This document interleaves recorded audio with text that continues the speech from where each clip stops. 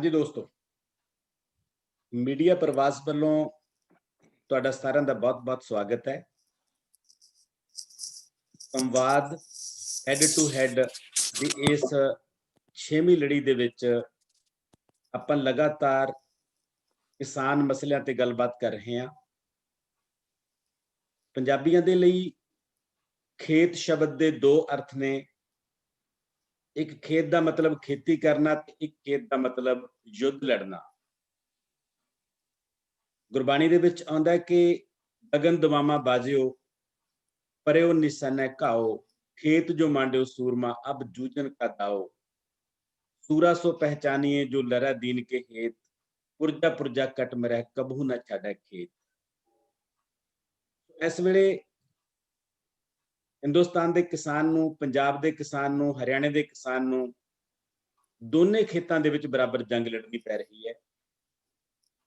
खेतों के विच मशक्कत तो कर ही रहा सी किसान बहुत पहला तो, पर हुण संघर्षां राहीं दूजा खेत है जिहड़ा वो पूरा देश इस वेले देश की राजधानी दिल्ली इस वेले युद्ध का मैदान बनी हुई है।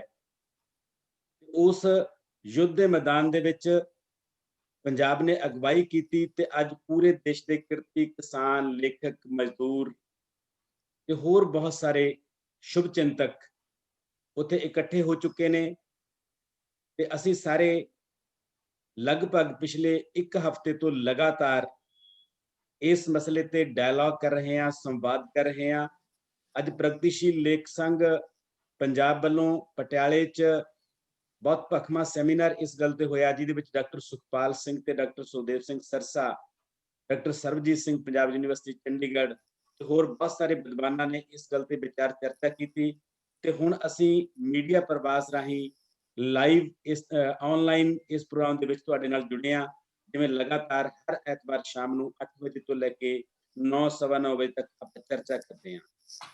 अज दी इस चर्चा दे विच साडे नाल ने पंजाब दे वड्डे विद्वान प्रोफैसर मनजीत सिंह, पंजाब यूनिवर्सिटी चंडीगढ़ तो जो बतौर प्रोफैसर रिटायर्ड होए ने। प्रोफैसर मनजीत सिंह होरां दा चिंतन दे पद्धर ते भी बहुत वड्डा काम है। इन्हां ने जिंदगी दे विच बहुत सारे रंग देखे ने, सियासत के सीधे रंग भी देखे ने, सियासत के असीधे रंग भी देखे ने। एक चिंतक के तौर पर सियासत नूं निरखिया परखिया भी है ते उहदे विच प्रैक्टिकल तौर पर भाग भी लिया है। सो अज प्रोफैसर मनजीत सिंह जी तुहाडा असीं इस मीडिया प्रवास के प्लेटफार्म तो बहुत बहुत स्वागत करते हैं सर। बहुत बहुत शुक्रिया जी कुलदीप जी। जी इहदे नाल ही साडे कोले दूजे चिंतक डॉक्टर सुखदेव सिंह सिरसा ने। डॉक्टर सुखदेव सिंह सिरसा का प्रगतिशील मूवमेंट दे विच बहुत बड़ा काम है। प्रगतिशील लेख संघ भारत के जनरल सकत्तर ने, केंद्रीय पंजाबी लेख सभा के जनरल सकत्तर के तौर पर काम कर रहे हैं। होर बहुत सारे अदारियां दे विच लगातार सरगर्म ने। इक्को वेले कलम की पद्धर ते, चिंतन की पद्धर ते काम कर रहे हैं ते इक्को वेले योधे बन के फील्ड दे विच विचर रहे ने। मैं किसान संघर्ष दे विच पिछले दिनों पहले दिन दिल्ली मुहिम चली, उस दिन प्रोफैसर मनजीत सिंह होरां नूं ते डॉक्टर सुखदेव सिंह होरां नूं उस मोर्चे दे विच डटे हुए लाइव देखिया ते मैं इन्हां दा संग माणिया। कई घंटे एक पासे मोढे ते कैमरा चक्या होया सी डॉक्टर सुखदेव सिंह होरां दे ते दूजे पासे पानी दीयां बछाड़ां सामने आ रहीआं सीआं। तां उस रंग दे विच मैं इन्हां दोने साडे चिंतकां नूं देखिया। यही अपने आप दे विच वड्डी गल है कि अज दे इस संघर्ष दे विच साडे चिंतक भी उवें ही नाल ने जिवें किसान ते मजदूर इस इन्हां मोर्चेआं दे विच डटे होए ने। तो इन्हां डॉक्टर सुखदेव सिंह सिरसा जी तुहाडा बहुत बहुत स्वागत है सर। सब तो पहला दीप जी मैं सलाम साझी कर लवां जी। कांवड़ दयाल बागड़ी जी मैनूं नजर आ रहे ने यूके तो। जी जी जी जी।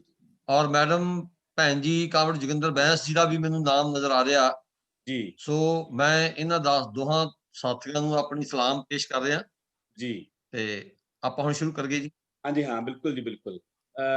सवाल शुरू करते हैं प्रोफैसर मनजीत सिंह होरां तो। प्रोफैसर मनजीत सिंह जी, पंजाबियां ने घोड़ियां दी काठियां तो संघर्ष शुरू किया ते ट्रैक्टरां दी काठियां ते चढ़ के दिल्ली वल गए। ये घोड़ियां दी काठियां तो ट्रैक्टर दी काठियां तक दा जो इतिहास है, ये मोर्चों का इतिहास है, संघर्षां का इतिहास है। तुसीं क्योंकि उम्र के हिसाब नाल भी ते तजर्बे के हिसाब नाल भी ਉਹਨਾਂ ਉਹਨਾਂ 'ਚੋਂ ਬਹੁਤ ਸਾਰੇ ਮੋਰਚਿਆਂ ਦੇ ਨਾਲ, ਬਹੁਤ ਸਾਰੇ ਸੰਘਰਸ਼ਾਂ ਦੇ ਨਾਲ ਵਾਬਸਤਾ ਰਹੇ ਹੋ, ਤੇ ਤੁਹਾਡੇ ਤੋਂ ਅਸੀਂ ਇਹ ਜਾਣਨਾ ਚਾਹੁੰਦੇ ਹਾਂ ਕਿ ਪੰਜਾਬੀਆਂ ਕੋਲੇ ਇਹਨਾਂ ਮੋਰਚਿਆਂ ਦੀ ਜੋ ਵਿਰਾਸਤ ਹੈ, ਉਹਦੇ ਕੁਝ ਪਲ, ਕੁਝ ਉਹਦੀਆਂ ਝਲਕਾਂ ਸਾਡੇ ਸਾਹਮਣੇ ਪੇਸ਼ ਕਰੋ। ਤੇ ਅਸੀਂ ਇਹ ਕੋਸ਼ਿਸ਼ ਕਰਾਂਗੇ ਕਿ 5 ਮਿੰਟ ਦੇ ਵਿੱਚ ਅਸੀਂ ਹਰ ਇੱਕ ਸਵਾਲ ਦਾ ਜਵਾਬ ਸਮੇਟ ਸਕੀਏ। ਪ੍ਰੋਫੈਸਰ ਮਨਜੀਤ ਸਿੰਘ ਜੀ। ਦੇਖੋ ਕੁਲਦੀਪ ਜੀ, ਜਿਵੇਂ ਤੁਸੀਂ ਸ਼ੁਰੂਆਤ ਕੀਤੀ ਆ ਸੂਰਾ ਸੋ ਪਹਿਚਾਨੀਏ ਦੇ ਨਾਲ, ਜਾਂ ਹੋਰ ਵੀ ਜਿਹੜੇ ਗੁਰਬਾਣੀ ਦੇ ਸ਼ਬਦ ਹੈਗੇ ਆ, ਇਹ ਬਿਲਕੁਲ ਉਸ ਸਾਰੀ ਗੱਲ ਦੀ ਇੱਕ ਬਿਲਕੁਲ ਭਾਵਨਾ ਆ, ਉਹਦੀ ਕੋਰ ਹੈਗੀ ਆ, ਜਿਹਨੂੰ ਕਹਿੰਦੇ ਆ ਕਿ ਗਿਰੀ ਹੈਗੀ ਅੰਦਰਲੀ ਜਿਹੜੀ ਸਾਰੀ ਗੱਲ ਦੀ।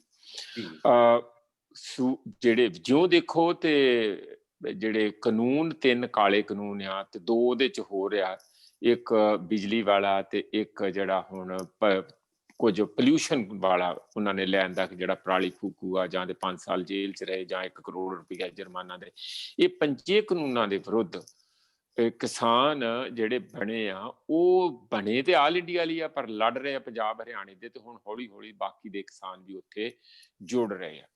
ਹੁਣ ਮੈਨੂੰ ਕਿਸੇ ਨੇ ਇਹ ਸਵਾਲ ਕੀਤਾ ਸੀ ਕਿ ਇਹ ਕੀ ਕਾਰਨ ਹੈ ਕਿ ਇਧਰੋਂ ਕਿਉਂ ਸਾਰੇ ਹਰ ਵੇਲੇ ਜਾਣੀ ਜੋਸ਼ ਆ ਜਾਂਦਾ, ਇਸੇ ਪਾਸਿਓਂ ਕਿਉਂ ਇੱਕਦਮ ਤੂਫਾਨ ਖੜਾ ਹੁੰਦਾ, ਕਿ ਇੱਥੇ ਕੋਈ ਖਾਸ ਮਿੱਟੀ ਆ, ਇੱਥੇ ਕੋਈ ਖਾਸ ਗੱਲ ਆ ਲੋਕਾਂ 'ਚ? ਬਿਲਕੁਲ ਖਾਸ ਹੈਗੀ ਆ।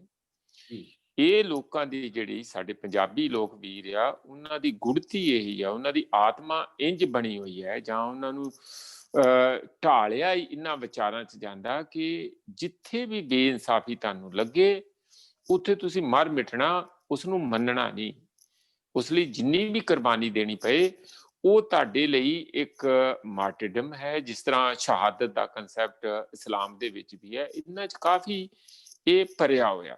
ਤੇ ਇਸ ਕਰਕੇ ਸਾਡੇ ਜਦੋਂ ਉੱਥੇ ਉਹਨਾਂ ਨੇ ਸਾਰੇ ਦੇਸ਼ ਨੂੰ ਇੱਕ ਕਿਸਮ ਦਾ ਕਿਸਾਨੀ ਦੇ ਉੱਤੇ ਹੱਲਾ ਬੋਲਿਆ, ਪਰ ਸਭ ਤੋਂ ਪਹਿਲਾਂ ਜਿਹੜੀ ਹਨੇਰੀ ਝੁੱਲੀ ਹੈ ਮੂਵਮੈਂਟ ਦੀ, ਇਕੱਠ ਦੀ, ਰੋਸ਼ ਦੀ, ਆਪਾਂ ਲਗਾਤਾਰ ਦੇਖਦੇ ਰਹੇ, ਹੁਣ ਮਹੀਨਿਆਂ ਬੱਧੀ ਹੋ ਗਈ ਇਸ ਗੱਲ ਨੂੰ ਬਿਨਾਂ ਕਿਸੇ ਪਰਵਾਹ ਕੀਤਿਆਂ। ਤਾਂ ਮੇਰਾ ਇਹ ਕਹਿਣਾ ਆ ਕਿ ਇੱਕ ਗੱਲ ਤੇ ਆਪਾਂ ਮੰਨ ਲਈਏ ਕਿ ਪੰਜਾਬ ਦੀ ਇਹ ਫਿਦਰਤ ਇਹ ਹੈ, ਪੰਜਾਬ ਦੀ ਖਸਲਤ ਇਹੀ ਹੈ ਕਿ ਇਹ ਕਿਸੇ ਵੀ ਕਿਸਮ ਦੇ ਧੱਕੇ ਨੂੰ ਬਰਦਾਸ਼ਤ ਨਹੀਂ ਕਰਦੇ, ਔਰ ਉਹਦੇ ਵਿਰੁੱਧ ਚਟਾਨ ਵਾਂਗੂ ਖੜੇ ਹੁੰਦੇ ਆ ਤੇ ਤੂਫਾਨ ਵਾਂਗੂ ਅੱਗੇ ਵਧਦੇ ਆ। ਆਪਾਂ ਹੁਣ ਆਪਾਂ ਦੇਖ ਹੀ ਲਿਆ, ਜਿਵੇਂ ਦਿੱਲੀ ਨੂੰ ਸਾਰੇ ਕੁਲਦੀਪ ਜੀ ਗਏ, ਜਿਸ ਤਰੀਕੇ ਨਾਲ, ਇੱਕ ਮੈਂ ਪਹਿਲਾਂ ਹੀ ਸ਼ੁਰੂ ਚ ਗੱਲ ਕਹਿ ਦਿਆਂ, ਮੇਰਾ ਐਨਾਲਿਸਿਸ ਸਾਰਾ ਇੱਕੋ ਲਾਈਨ ਚ ਇਹ ਹੈਗਾ ਕਿ ਸਭ ਤੋਂ ਪਹਿਲਾਂ ਇਸ ਮੂਵਮੈਂਟ ਨੇ ਬੇਹਥਿਆਰੇ ਕੀਤਾ ਰਾਜਨੀਤਿਕ ਜਮਾਤ ਨੂੰ। ਉਹਨਾਂ ਨੂੰ ਕਿਹਾ ਕਿ ਤੁਸੀਂ ਪਰਾਂ ਹੋ ਜਾਓ, ਤੁਸੀਂ ਆਪਣੇ ਹਿੱਤਾਂ ਤੋਂ ਸਿਵਾਏ ਲੋਕਾਂ ਦਾ ਨਾਂ ਲੈਂਦੇ ਆ ਕੁਛ ਨਹੀਂ ਕਰਦੇ, ਇਸ ਕਰਕੇ ਆਪੋ ਆਪਣੇ ਘਰੇ ਬੈਠੋ।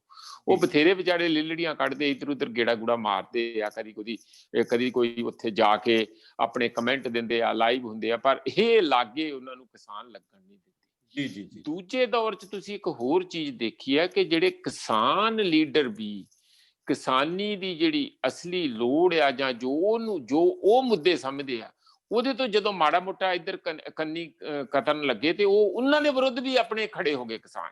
ਇਸ ਲਈ ਦੂਜੇ ਦੌਰ ਦੇ ਵਿੱਚ ਜਿਹੜੀ ਸੱਤਾ ਇਸ ਵੇਲੇ ਅਸਲੀ ਜਿਹੜੀ ਡਿਟਰਮਿਨਿੰਗ ਫੋਰਸ ਆ, ਉਹ ਈਵਨ ਕਿਸਾਨ ਲੀਡਰਾਂ ਤੋਂ ਵੀ ਅਸਲ 'ਚ ਥੱਲੇ ਵਾਲੇ ਧਰਾਤਲ ਦੇ ਕਿਸਾਨਾਂ 'ਚ ਕਾਫੀ ਹੱਦ ਤੱਕ ਪਰਕੋਲੇਟ ਕਰ ਚੁੱਕੀ ਹੈ।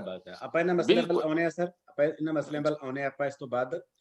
ਮੈਂ ਡਾਕਟਰ ਸੁਦੇਵ ਸਿੰਘ ਜੀ ਤੁਹਾਨੂੰ ਇਸ ਗੱਲਬਾਤ ਦੇ ਵਿੱਚ ਸ਼ਾਮਲ ਕਰ ਰਿਹਾ ਇਸ ਹਵਾਲੇ ਨਾਲ ਕਿ ਜਿੱਥੇ ਪੰਜਾਬੀਆਂ ਨੇ ਤਲਵਾਰਾਂ ਦੇ ਨਾਲ ਲੜਾਈਆਂ ਲੜੀਆਂ, ਹੁਣ ਅਸੀਂ ਇੱਕ ਪਾਸੇ ਕਲਮ ਦੇ ਨਾਲ ਲੜਾਈ ਲੜ ਰਹੇ ਹਾਂ ਤੇ ਇੱਕ ਪਾਸੇ ਜਮਹੂਰੀਅਤ ਤਰੀਕੇ ਨਾਲ ਲੜਾਈ ਲੜ ਰਹੇ ਹਾਂ, ਤੇ ਤੁਸੀਂ ਇਹਨਾਂ ਦੋਨੇ ਪੱਖਾਂ ਦੇ ਵਿੱਚ ਬਰਾਬਰ ਸ਼ਮੂਲੀਅਤ ਕਰ ਰਹੇ ਹੋ, ਕਲਮਾਂ ਦੇ ਕਾਫਲਿਆਂ ਦੇ ਨਾਲ ਵੀ ਹੋ ਤੇ ਜਮਹੂਰੀਅਤ ਦੀ ਜਿਹੜੀ ਲੜਾਈ ਲੜੀ ਜਾ ਰਹੀ ਹੈ ਉਹਦੇ ਨਾਲ ਵੀ ਹੋ। ਮੈਂ ਤੁਹਾਨੂੰ ਸਵਾਲ ਇਹ ਕਰਨਾ ਚਾਹੁੰਦਾ ਕਿ ਕਲਮਾਂ ਦੇ ਕਾਫਲਿਆਂ ਦਾ ਕੀ ਇਤਿਹਾਸ ਹੈ, ਉਹਨਾਂ ਨੇ ਇਸ ਸੰਘਰਸ਼ ਦੇ ਵਿੱਚ ਕਦੋਂ ਤੇ ਕਿਵੇਂ ਸਾਥ ਦਿੱਤਾ? ਦੀਪ ਜੀ, ਜਿੱਥੋਂ ਤੱਕ ਕੇਂਦਰੀ ਪੰਜਾਬੀ ਲੇਖਕ ਸਭਾ ਜਾਂ ਪੰਜਾਬ ਦੇ ਲੇਖਕਾਂ ਦੇ ਇਤਿਹਾਸ ਦੀ ਗੱਲ ਆ ਜੀ, ਅਸੀਂ ਚਾਹੇ 20ਵੀਂ ਸਦੀ ਦੇ ਆਰੰਭ ਤੋਂ ਸ਼ੁਰੂ ਕਰ ਲਈਏ, ਸਾਡੀ ਜਿਹੜੀ ਕੌਮੀ ਸੁਤੰਤਰਤਾ ਸੰਗਰਾਮ ਸੀ, ਉਹਦੇ ਵਿੱਚ ਵੀ ਲੇਖਕਾਂ ਦਾ ਬੜਾ ਵੱਡਾ ਯੋਗਦਾਨ ਸੀ ਜੀ। ਔਰ ਅਸੀਂ ਇਹ ਦੇਖਦੇ ਹਾਂ ਕਿ 20ਵੀਂ ਸਦੀ ਦੇ ਬਿਲਕੁਲ ਆਰੰਭ ਚ ਜਦੋਂ ਬਾਹਰ ਦੇ ਕਿਸਾਨ ਆਰਗੇਨਾਈਜ਼ਡ ਹੋਣਾ ਸ਼ੁਰੂ ਹੁੰਦੇ ਆ, ਤਾਂ ਬਾਹਰ ਦੀ ਕਿਸਾਨੀ ਦਾ ਜਿਹੜਾ ਸਲੋਗਨ ਬਣਿਆ, ਉਹ ਵੀ ਪੰਜਾਬੀ ਦੇ ਇੱਕ ਲੇਖਕ ਬੰਕੇ ਦਿਆਲ ਸ਼ਰਮਾ ਦਾ ਜਿਹੜਾ ਗੀਤ ਸੀ, ਪਗੜੀ ਸੰਭਾਲ ਜੱਟਾ ਪਗੜੀ ਸੰਭਾਲ ਜੀ ਤੋਂ ਮੈਂ ਸਮਝਦਾ ਕਿ ਲੇਖਕ ਪੰਜਾਬੀ ਦੇ ਵਿੱਚ ਉਹ ਲੇਖਕ ਹੀ ਸਵੀਕਾਰ ਹੁੰਦਾ ਆ ਜਿਹੜਾ ਆਪਣੀ ਕਲਮ ਦੇ ਨਾਲ ਮਨ ਪਰਚਾਵੇ ਦੀ ਖਾਤਰ ਨਹੀਂ ਲਿਖਦਾ, ਜਾਂ ਆਪਣੇ ਮਨ ਦੀਆਂ ਤਰੰਗਾਂ ਆਪਣਾ ਇਜ਼ਹਾਰ ਦੀ ਖਾਤਰ ਹੀ ਨਹੀਂ ਲਿਖਦਾ। ਜਿਹੜਾ ਲੇਖਕ ਸਮਾਜਿਕ ਸਰੋਕਾਰਾਂ ਨਾਲ ਵਾਬਸਤਾ ਹੁੰਦਾ ਆ, ਲੋਕ ਉਹਦੀ ਗੱਲ ਹੀ ਸੁਣਦੇ ਆ।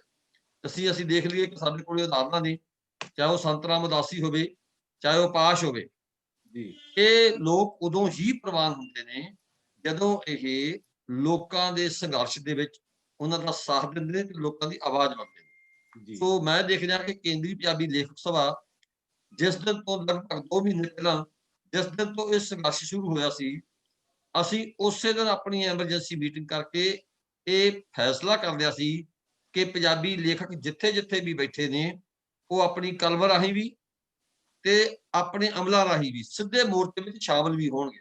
ਸੋ ਅੱਜ ਜਿਹੜੇ ਪੰਜਾਬੀ ਦੇ ਲੇਖਕ ਨੇ ਉਹ ਕਿਸਾਨਾਂ ਦੇ ਧਰਨਿਆਂ ਤੇ ਜਾ ਰਹੇ ਨੇ, ਜਿਹੜੇ ਰਿਲਾਇੰਸ ਦੇ ਪੈਟਰੋਲ ਪੰਪ ਨੇ ਜਿੱਥੇ ਕਿਸਾਨ ਬੈਠੇ ਧਰਨਾ ਦੇ ਰਹੇ ਨੇ ਉੱਥੇ ਜਾ ਰਹੇ ਨੇ, ਟੋਲ ਪਲਾਜ਼ਾ ਦੇ ਉੱਤੇ ਲੇਖਕ ਜਾ ਰਹੇ ਨੇ, ਪੰਜਾਬ ਬੰਦ ਵਿੱਚ ਲੇਖਕ ਸ਼ਾਮਲ ਹੋਏ। ਔਰ ਜਿਸ ਦਿਨ ਚੱਕਾ ਜਾਮ ਹੋਇਆ, ਚੰਡੀਗੜ੍ਹ ਦੇ ਅਸੀਂ 40 ਲੇਖਕ ਜਿਹੜੇ ਸੀਗੇ ਉਹ ਚੱਕਾ ਜਾਮ ਵਿੱਚ ਵੀ ਸ਼ਾਮਲ ਹੋਏ। ਅਜੇ ਇਦਾਂ ਕਿ ਪੰਜਾਬ ਦੇ ਕੋਨੇ-ਕੋਨੇ ਤੋਂ, ਚਾਹੇ ਉਹ ਗੁਰਦਾਸਪੁਰ ਵਾਲੇ ਸਾਥੀ ਨੇ, ਚਾਹੇ ਉਹ ਸਾਡੇ ਲੁਧਿਆਣੇ ਵਾਲੇ ਸਾਥੀ ਨੇ, ਸਾਡੇ ਬਰਨਾਲੇ ਵਾਲੇ ਸਾਥੀ ਨੇ, ਸਾਡੇ ਬਠਿੰਡੇ ਦੇ ਲੇਖਕ ਨੇ, ਚੰਡੀਗੜ੍ਹ ਦੇ ਲੇਖਕ ਨੇ, ਔਰ ਖਾਸ ਤੌਰ ਤੇ ਮੋਗੇ ਦੇ ਵਿੱਚ ਸਾਡਾ ਕੱਲਾ ਲੇਖਕ ਹੀ ਮੋਰਚਾ ਸਾਂਭ ਕੇ ਬੈਠਾ। ਤੁਸੀਂ ਜਾ ਕੇ ਦੇਖੋਗੇ ਕਿ ਸਰਜੀਤ ਬਰਾੜ ਕੋਲੀਆ ਇੱਕ ਪਿੰਡ 'ਚ ਬੈਠਾ ਇੱਕੋ ਇੱਕ ਲੇਖਕ ਆ, ਔਰ ਉਹ ਜਿਹੜਾ ਨਵਾਂ ਚੰਦ ਕੋਲੇ ਜਿਹੜਾ ਟੋਲ ਪਲਾਜ਼ਾ ਦੇ ਉੱਤੇ ਮੋਰਚਾ ਲੱਗਿਆ ਹੋਇਆ ਪਿਛਲੇ 60 ਦਿਨ ਤੋਂ, ਉਸ ਸਾਰੇ ਸਟੇਜ ਨੂੰ ਉਹ ਕੰਡਕਟ ਕਰਦਾ ਆ ਤੇ ਉਹ ਆਰਗੇਨਾਈਜ਼ ਕਰਦਾ ਆ। ਸੋ ਲੇਖਕ ਜਿਹੜੇ ਨੇ, ਤੁਸੀਂ ਦੇਖਿਆ ਕਿ ਲੇਖਕ ਜਿਹੜੇ ਆ ਉਸ ਦਿਨ ਵੀ ਪਹੁੰਚੇ ਹੋਏ ਸੀ ਸ਼ੰਭੂ ਬਾਰਡਰ ਦੇ ਉੱਤੇ, ਤੇ ਅਸੀਂ ਕੱਲ ਵੀ ਡਾਕਟਰ ਮਨਜੀਤ ਸਿੰਘ ਦੀ ਅਗਵਾਈ ਵਿੱਚ ਅਸੀਂ ਕੁਝ ਲੇਖਕ, ਕੁਝ ਰੰਗਕਰਮੀ, ਕੁਝ ਐਕਟਰਾਂ ਦੇ ਸਾਥੀ ਅਸੀਂ ਕੱਲ ਵੀ ਦਿੱਲੀ ਫਿਰ ਜਾ ਰਹੇ ਹਾਂ। ਜੀ ਪ੍ਰੋਫੈਸਰ ਮਨਜੀਤ ਸਿੰਘ ਜੀ, ਤੁਸੀਂ ਪਹਿਲਾਂ ਵੀ ਬਹੁਤ ਸਾਰੇ ਮੋਰਚੇ ਦੇਖੇ ਹੋਣੇ, ਪਹਿਲਾਂ ਵੀ ਬਹੁਤ ਸਾਰੇ ਸੰਘਰਸ਼ ਦੇ ਰੂਪ ਦੇਖੇ ਹੋਣੇ ਪੂਰੇ ਹਿੰਦੁਸਤਾਨ ਦੇ ਵਿੱਚ ਤੇ ਪੰਜਾਬ ਦੇ ਵਿੱਚ, ਤੇ ਤੁਸੀਂ ਉਸ ਦਿਨ ਸ਼ੰਭੂ ਬਾਰਡਰ ਤੋਂ ਲੈ ਕੇ, ਜਿਵੇਂ ਡਾਕਟਰ ਸਾਹਿਬ ਨੇ ਦੱਸਿਆ ਕਿ ਕੱਲ ਵੀ ਇਹਦੇ ਵਿੱਚ ਸ਼ਾਮਲ ਰਹੇ ਹੋ, ਇੱਕ ਪ੍ਰਤੱਖਦਰਸ਼ੀ ਦੇ ਰੂਪ ਦੇ ਵਿੱਚ, ਤੇ ਚਿੰਤਨ ਤੇ ਚੇਤਨਾ ਦੀ ਪੱਧਰ ਤੇ ਇਸ ਅੰਦੋਲਨ ਨੂੰ ਕਿਵੇਂ ਡਿਫਾਈਨ ਕਰਦੇ ਹੋ? ਤੁਹਾਡੀ ਨਜ਼ਰ ਦੇ ਵਿੱਚ ਹੋਣ ਵਾਲਾ ਕਿਸਾਨ ਸੰਘਰਸ਼ ਕੀ ਹੈ? ਦੇਖੋ, ਬਹੁਤ ਸਾਰੇ ਜਿਹੜੇ ਵੱਡੇ ਮੂਵਮੈਂਟਸ ਹੁੰਦੀਆਂ ਆ, ਉਹ ਜਿਹੜੀ ਇੱਕ ਤੁਸੀਂ ਮਾਰਕਸਿਸਟ ਲੈਂਗੁਏਜ ਕਹੋ ਕਿ ਉਹ ਹਾਲਾਤ ਪੈਦਾ ਕਰਦੇ ਹੈਗੇ, ਮਟੀਰੀਅਲ ਕੰਡੀਸ਼ਨਸ ਜਿਹੜੀਆਂ ਆ। ਹੁਣ ਦੇਖੋ, ਅੱਜ ਇਹ ਨਹੀਂ ਹੈ ਕਿ ਪਹਿਲਾਂ ਕੋਈ ਕਿਸਾਨਾਂ ਨਾਲ ਧੱਕਾ ਨਹੀਂ ਹੋਇਆ, ਕਰਜ਼ੇ ਆ, ਕਿਸਾਨ ਸੁਸਾਈਡ ਕਰ ਰਹੇ ਆ, ਕਿੰਨਾ ਕਿਸਾਨ ਸਭਾਵਾਂ ਨੇ ਜਾਂ ਕਿਸਾਨ ਜਥੇਬੰਦੀਆਂ ਨੇ ਕੋਸ਼ਿਸ਼ ਕੀਤੀ ਕਿ ਵੱਡੀ ਮੋਰਚਾਬੰਦੀ ਕੋਈ ਕੀਤੀ ਜਾਏ, ਇੱਥੇ ਬਚਿਆ ਜਾਏ। ਰਾਦਰ ਇਸ ਕਿਸਮ ਦਾ ਸੀ ਵੀ ਕਰਜ਼ੇ ਮਾਫ ਕਰੋ ਜਾਂ ਹੋਰ ਇਸ ਕਿਸਮ ਦੀਆਂ ਗੱਲਾਂ ਬਾਤਾਂ ਤੇ ਜ਼ਰੂਰ ਚੱਲਦੀਆਂ ਰਹੀਆਂ। ਸਰਕਾਰ ਨੇ ਵੀ ਲਾਲਚ ਦੇ ਕੇ ਵੋਟਾਂ ਵੀ ਲੈ ਲਈਆਂ, ਪਰ ਹੋਇਆ ਕੁਛ ਨਹੀਂ, ਬਹੁਤਾ ਕੁਛ ਨਹੀਂ ਹੋਇਆ। ਪਰ ਇਹ ਜਿਹੜਾ ਹੁਣ ਚੱਲਿਆ, ਇਹ ਹੋਣ ਦਾ ਸਵਾਲ ਆ, ਇਹ ਐਗਜ਼ਿਸਟੈਂਸ ਦਾ ਸਵਾਲ ਆ, ਇਹ ਉਹਨਾਂ ਦੀ ਜ਼ਮੀਨ ਦਾ ਸਵਾਲ ਆ। ਤੇ ਜੱਟ ਤੇ 1 ਇੰਚ ਨਹੀਂ ਜ਼ਮੀਨ ਛੱਡਣੀ ਚਾਹੁੰਦਾ, ਕਿਉਂਕਿ ਜਿਹੜੀ ਜ਼ਮੀਨ ਹੈ, ਜਿਵੇਂ ਤੁਸੀਂ ਵੀ ਦੱਸਿਆ ਸ਼ੁਰੂ ਦੇ ਵਿੱਚ, ਉਹਦੇ ਲਈ ਕੱਲੀ ਆਮਦਨ ਦਾ ਸਾਧਨ ਨਹੀਂ ਹੈ। ਜਿਵੇਂ ਲਾਲਾ ਜੀ ਦਾ ਦੁਕਾਨ ਦਾ ਆਮਦਨ ਦਾ ਸਾਧਨ ਹੁੰਦਾ, ਇੱਕ ਵਪਾਰ, ਜੇ ਲੂਣ ਤੇਲ ਨਹੀਂ ਵਿਕਿਆ ਤੇ ਰੱਸੀਆਂ ਦੀ ਦੁਕਾਨ ਖੋਲ ਲਈ, ਜੇ ਰੱਸੀਆਂ ਦੀ ਦੁਕਾਨ ਨਹੀਂ ਤੇ ਕੋਈ ਹੋਰ ਜੁੱਤੀਆਂ ਦੀ ਖੋਲ ਲਈ। ਇਸ ਤਰ੍ਹਾਂ ਨਹੀਂ ਹੁੰਦਾ ਕਿਸਾਨ ਦਾ। ਕਿਸਾਨ ਦਾ ਜ਼ਮੀਨ ਦੇ ਨਾਲ ਇੱਕ ਆਰਗੈਨਿਕ ਰਿਸ਼ਤਾ ਆ, ਉਹ ਉਹਨੂੰ ਆਪਣੇ ਧੀ ਪੁੱਤ ਵਾਂਗੂ ਸਮਝਦਾ, ਉਹ ਆਪਣੇ ਪਸ਼ੂ ਮਾਲ ਡੰਗਰ ਨੂੰ ਵੀ ਇੰਝ ਹੀ ਸਮਝਦਾ, ਉਹ ਆਪਣੇ ਦਰਖਤਾਂ ਨੂੰ ਵੀ ਪਰਿਵਾਰ ਦਾ ਹਿੱਸਾ ਸਮਝਦਾ, ਉਹਦੀ ਇੱਕ ਉਹਦੇ ਨਾਲ ਉਹਦੀ ਐਕਸਟੈਂਡਡ ਫੈਮਿਲੀ ਵਾਂਗੂ। ਤਾਂਗੇ ਜ਼ਮੀਨ ਨੂੰ ਵੇਚਣਾ ਮਨਾ ਸੀ, ਤਾਂਗੇ ਦੁੱਧ ਨੂੰ ਵੇਚਣਾ ਮਨਾ ਸੀ। ਉਹ ਕਹਿੰਦੇ ਸੀ ਦੁੱਧ ਪੁੱਤ ਬਰਾਬਰ, ਜਿਵੇਂ ਜੇ ਦੁੱਧ ਨੂੰ ਵੇਚਣਾ ਤੇ ਔਲਾਦ ਨੂੰ ਵੇਚਣ ਵਾਲੇ ਬਰਾਬਰ। ਇਸ ਕਰਕੇ ਕੁੱਲ ਮਿਲਾ ਕੇ ਜਦੋਂ ਜ਼ਮੀਨ ਦਾ, ਕੁਲਦੀਪ ਜੀ, ਇਹ ਲੱਗ ਜੇ ਕਿ ਤੁਹਾਡੇ ਕੋਲ ਖੁੱਸਣ ਵਾਲੀ ਆ, ਉਹ ਤੇ ਮਰ ਮਿਟਣ ਤੇ ਚਲੇ ਜੂ, ਉਹ ਤੇ ਲਹੂ ਲੱਖਾ ਹੋ ਜਾਊਗਾ, ਉਹ ਤੇ ਹਰ ਕੁਰਬਾਨੀ ਦੇਣ ਲਈ ਤਿਆਰ ਹੋ ਜੂ। ਇਹ ਜਿਹੜੇ ਜਿੰਨੇ ਕਿਸਾਨ ਇਕੱਠੇ ਹੋਏ ਤੇ ਉਹਨਾਂ ਦੀਆਂ ਯੂਨੀਅਨਾਂ ਅੱਜ ਤੱਕ ਇੰਨੇ ਲੰਬੇ ਸੰਘਰਸ਼ ਦੇ ਵਿੱਚ ਕੋਈ ਵੀ ਚੂੰ ਕਰਕੇ ਬਾਹਰ ਨਹੀਂ ਆਉਣਾ ਚਾਹੁੰਦਾ, ਤੇ ਕੋਈ ਵੀ ਪੋਲੀਟੀਕਲ ਲੀਡਰ ਇਹ ਨਹੀਂ ਕਹਿੰਦਾ ਕਿ ਇਹ ਗਲਤ ਹੈਗੇ ਆ। ਅੱਜ ਜਾਣੀ ਜਿੱਥੋਂ ਤੱਕ ਪਸੀਨੇ ਛਡਾ ਦਿੱਤੇ ਅਮਿਤ ਸ਼ਾਹ ਦੇ, ਜਿਹੜੇ ਆਪਣੇ ਆਪ ਨੂੰ ਏਡੇ ਵੱਡੇ ਦਾਦੇ ਸਮਝਦੇ ਸੀ, ਤੇ ਜਿਹੜਾ ਨਰਿੰਦਰ ਤੋਮਰ ਆ, ਜਿਵੇਂ ਬੁੱਝਿਆ ਜੇ ਅੱਜ ਗੱਲਾਂ ਕਰ ਰਿਹਾ ਸੀ, ਮੂੰਹ ਤੋਂ ਮੱਖੀ ਨਹੀਂ ਸੀ ਉੱਡ ਰਹੀ ਕੋਈ ਵੀ, ਉਹੀ ਜਿਹੜੇ ਕਦੇ ਕਿਸੇ ਨੂੰ ਟਾਈਮ ਹੀ ਨਹੀਂ ਸੀ ਦਿੰਦੇ, ਹੁਣ ਇਹ ਇੱਥੇ ਆਉਣਗੇ, ਇਹ ਬਾਰਡਰ ਤੇ ਆਉਣਗੇ ਗੱਲਾਂ ਕਰਨੇ, ਤੁਸੀਂ ਦੇਖ ਲਿਓ। ਇਹ ਜਿਹੜੇ ਕੰਡੀਸ਼ਨਲ ਡੇਰੇ ਆ, ਕਹਿਣ ਦਾ ਮੇਰਾ ਮਤਲਬ ਹੈ ਮੈਂ ਇਸ ਮੂਵਮੈਂਟ ਨੂੰ ਇੰਜ ਸਮਝਦਾ ਹਾਂ ਦੀਪ ਜੀ, ਜਿਹੜੀ ਤੁਸੀਂ ਗੱਲ ਪੁੱਛ ਰਹੇ ਹਾਂ, ਇਹ ਹੋਣ ਦਾ ਸਵਾਲ ਆ, ਇਹ ਭਵਿੱਖ ਦਾ ਸਵਾਲ ਆ, ਇਹ ਪੂਰੇ ਇੱਕ ਕੋਰਸ ਦਾ ਇਤਿਹਾਸ ਦਾ ਸਵਾਲ ਆ, ਜਿੱਥੋਂ ਜੜੋਂ ਤੋਂ ਪੁੱਟ ਕੇ ਇਹਨਾਂ ਨੂੰ, ਕਿਸਾਨਾਂ ਨੂੰ, ਉਹਨਾਂ ਨੂੰ ਪਤਾ ਲੱਗ ਗਿਆ ਕਿ ਸਾਨੂੰ ਕਿਸੇ ਜੋਗਾ ਨਹੀਂ ਛੱਡਣਗੇ। ਜਾਣਗੇ ਕਿੱਥੇ? ਕੈਨੇਡਾ ਨਹੀਂ ਸਾਰੇ ਜਾ ਸਕਦੇ, ਸ਼ਹਿਰਾਂ 'ਚ ਨਹੀਂ ਜਾ ਸਕਦੇ, ਕਿੱਥੇ ਜਾਣ ਉਹ? ਇਸ ਲਈ ਉਹਨਾਂ ਨੇ ਕਿਹਾ ਕਿ ਜੇ ਮਰਨਾ ਹੀ ਆ ਤੇ ਸੜਕਾਂ ਤੇ ਲੜ ਕੇ ਮਰੋ, ਜੰਗੇ ਮੈਦਾਨੇ ਜੰਗ ਦੇ ਵਿੱਚ ਮਰੋ। ਇਸ ਕਿਸਮ ਦਾ ਇੱਕ ਤੇ ਇਹਦਾ ਹੈ, ਇਹੀ ਕਾਰਨ ਆ ਕਿ ਇਕੱਠ ਆ, ਇਹੀ ਕਾਰਨ ਆ ਕਿ ਜੋਸ਼ ਆ, ਇਹੀ ਕਾਰਨ ਆ ਕਿ ਇਹ ਸਾਰੀਆਂ ਚੀਜ਼ਾਂ ਤੋਂ, ਵਿਚਾਰਧਾਰਾਵਾਂ ਤੋਂ, ਹੋਰਨਾਂ ਤੋਂ, ਅਲੱਗ-ਅਲੱਗ ਬੇਇਤਫਾਕੀਆਂ ਤੋਂ, ਸਭ ਤੋਂ ਉੱਪਰ ਉੱਠ ਕੇ ਇੱਕ ਵੱਡਾ ਇਕੱਠ ਐਜ਼ ਕਿਸਾਨ ਸ਼ੁਰੂ ਹੋਇਆ। ਔਰ ਜਿਹੜੇ ਖੁਦ ਬੜੀ ਸਮਝਦਾਰੀ ਦੇ ਨਾਲ, ਬੜੀ ਹਿੰਮਤ ਦੇ ਨਾਲ, ਬੜੀ ਸ਼ਾਂਤੀ ਦੇ ਨਾਲ, ਬੜੇ ਏਕੇ ਦੇ ਨਾਲ ਉਹ ਬਹੁਤ ਹੀ ਸ਼ਾਨਾਮਈ ਇੱਕ ਲੜਾਈ ਦੇ ਰਹੇ। ਇੱਕ ਤੇ ਮੇਰਾ ਐਨਾਲਿਸਿਸ ਪਾਰਟ ਇਹ ਹੈਗਾ। ਇਹਦਾ ਹੁਣ ਤੁਸੀਂ ਸੋਚਦੇ ਆ, ਬਾਰ-ਬਾਰ ਸਵਾਲ ਆਉਂਦਾ ਕਿ ਜੇ ਇਸ ਤਰ੍ਹਾਂ ਚੱਲ ਹੀ ਪਏ ਆ, ਜਿਸ ਤਰੀਕੇ ਨਾਲ ਇੱਕ ਫੌਜ ਮਾਰਚ ਕਰਦੀ ਆ, ਕਦੀ ਤੁਸੀਂ ਦੇਖਿਆ ਐਡੀ ਵੱਡੀਆਂ ਟਰਾਲੀਆਂ ਇੰਨੀ ਗਿਣਤੀ 'ਚ? ਮੈਂ ਤੇ ਘੱਟੋ ਘੱਟ ਐਡੀ ਵੱਡੀ ਮੂਵਮੈਂਟ ਕਦੀ ਕਿਸਾਨਾਂ ਦੀ ਨਹੀਂ ਦੇਖੀ।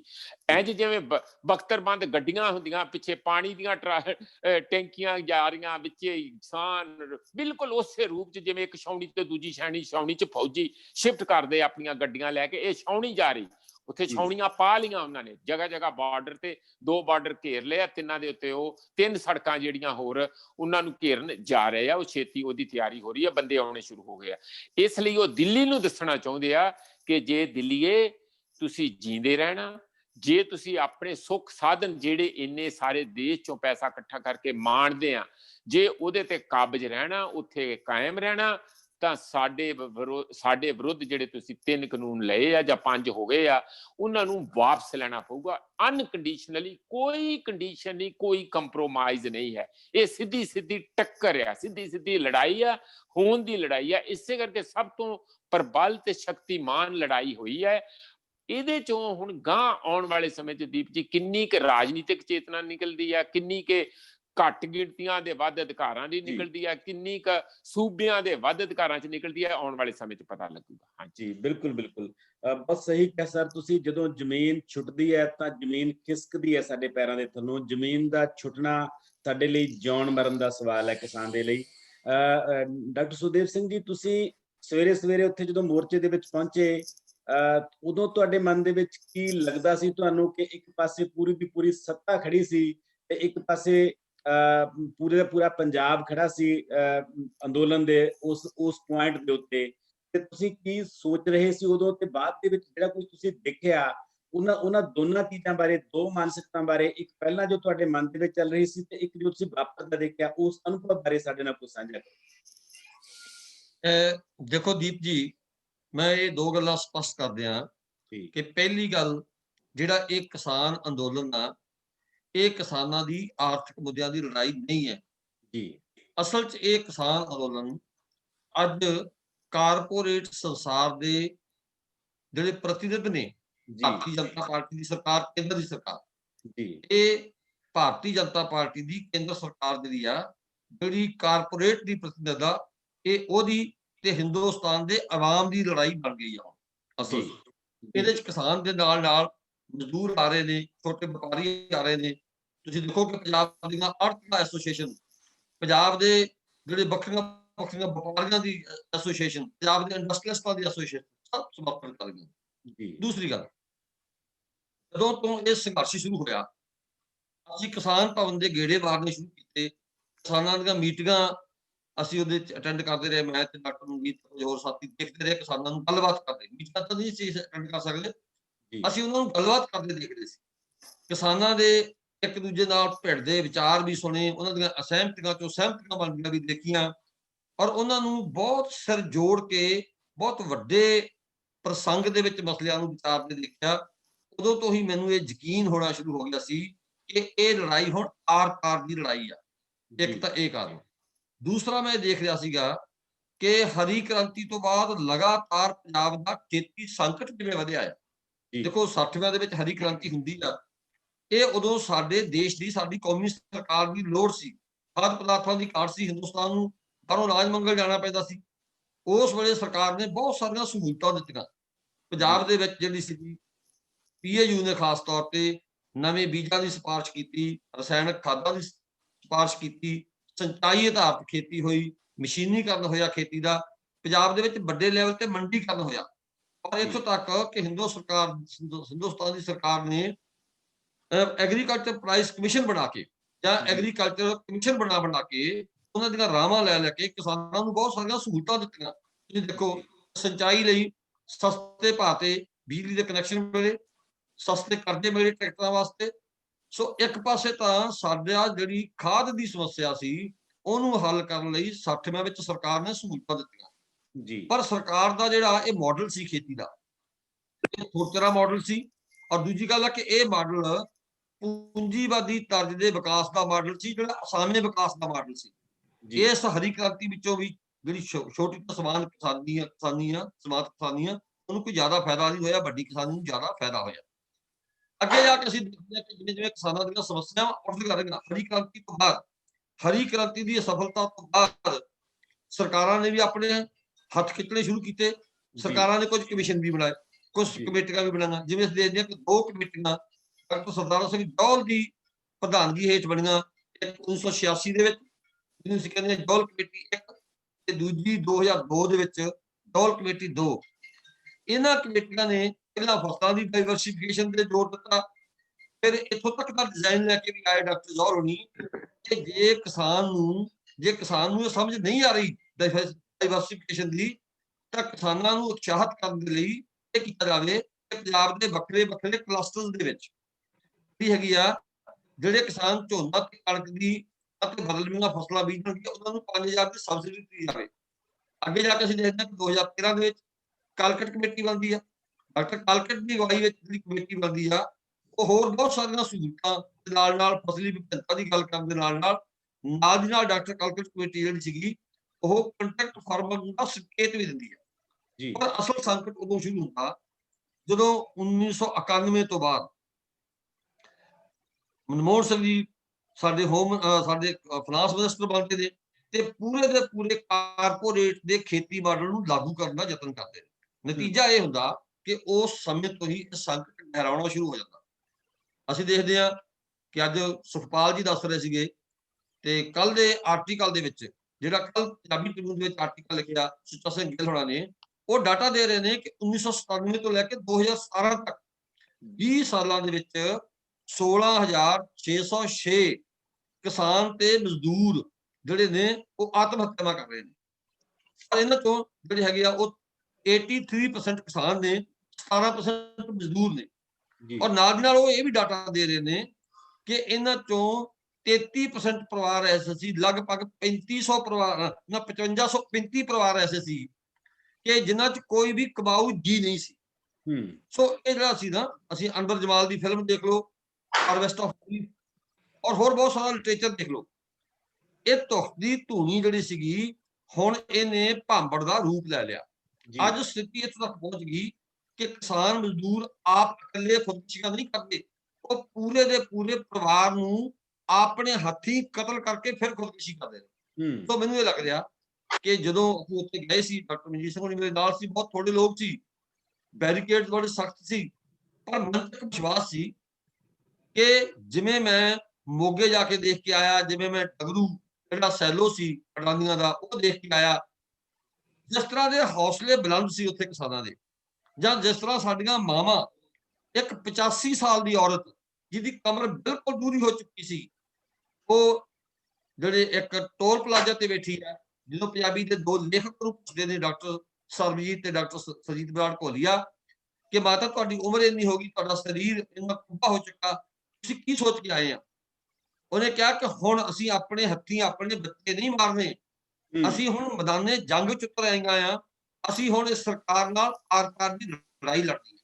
ਕੀ ਬਾਤ, ਬੱਚੇ ਨੂੰ ਦੇਖਿਆ।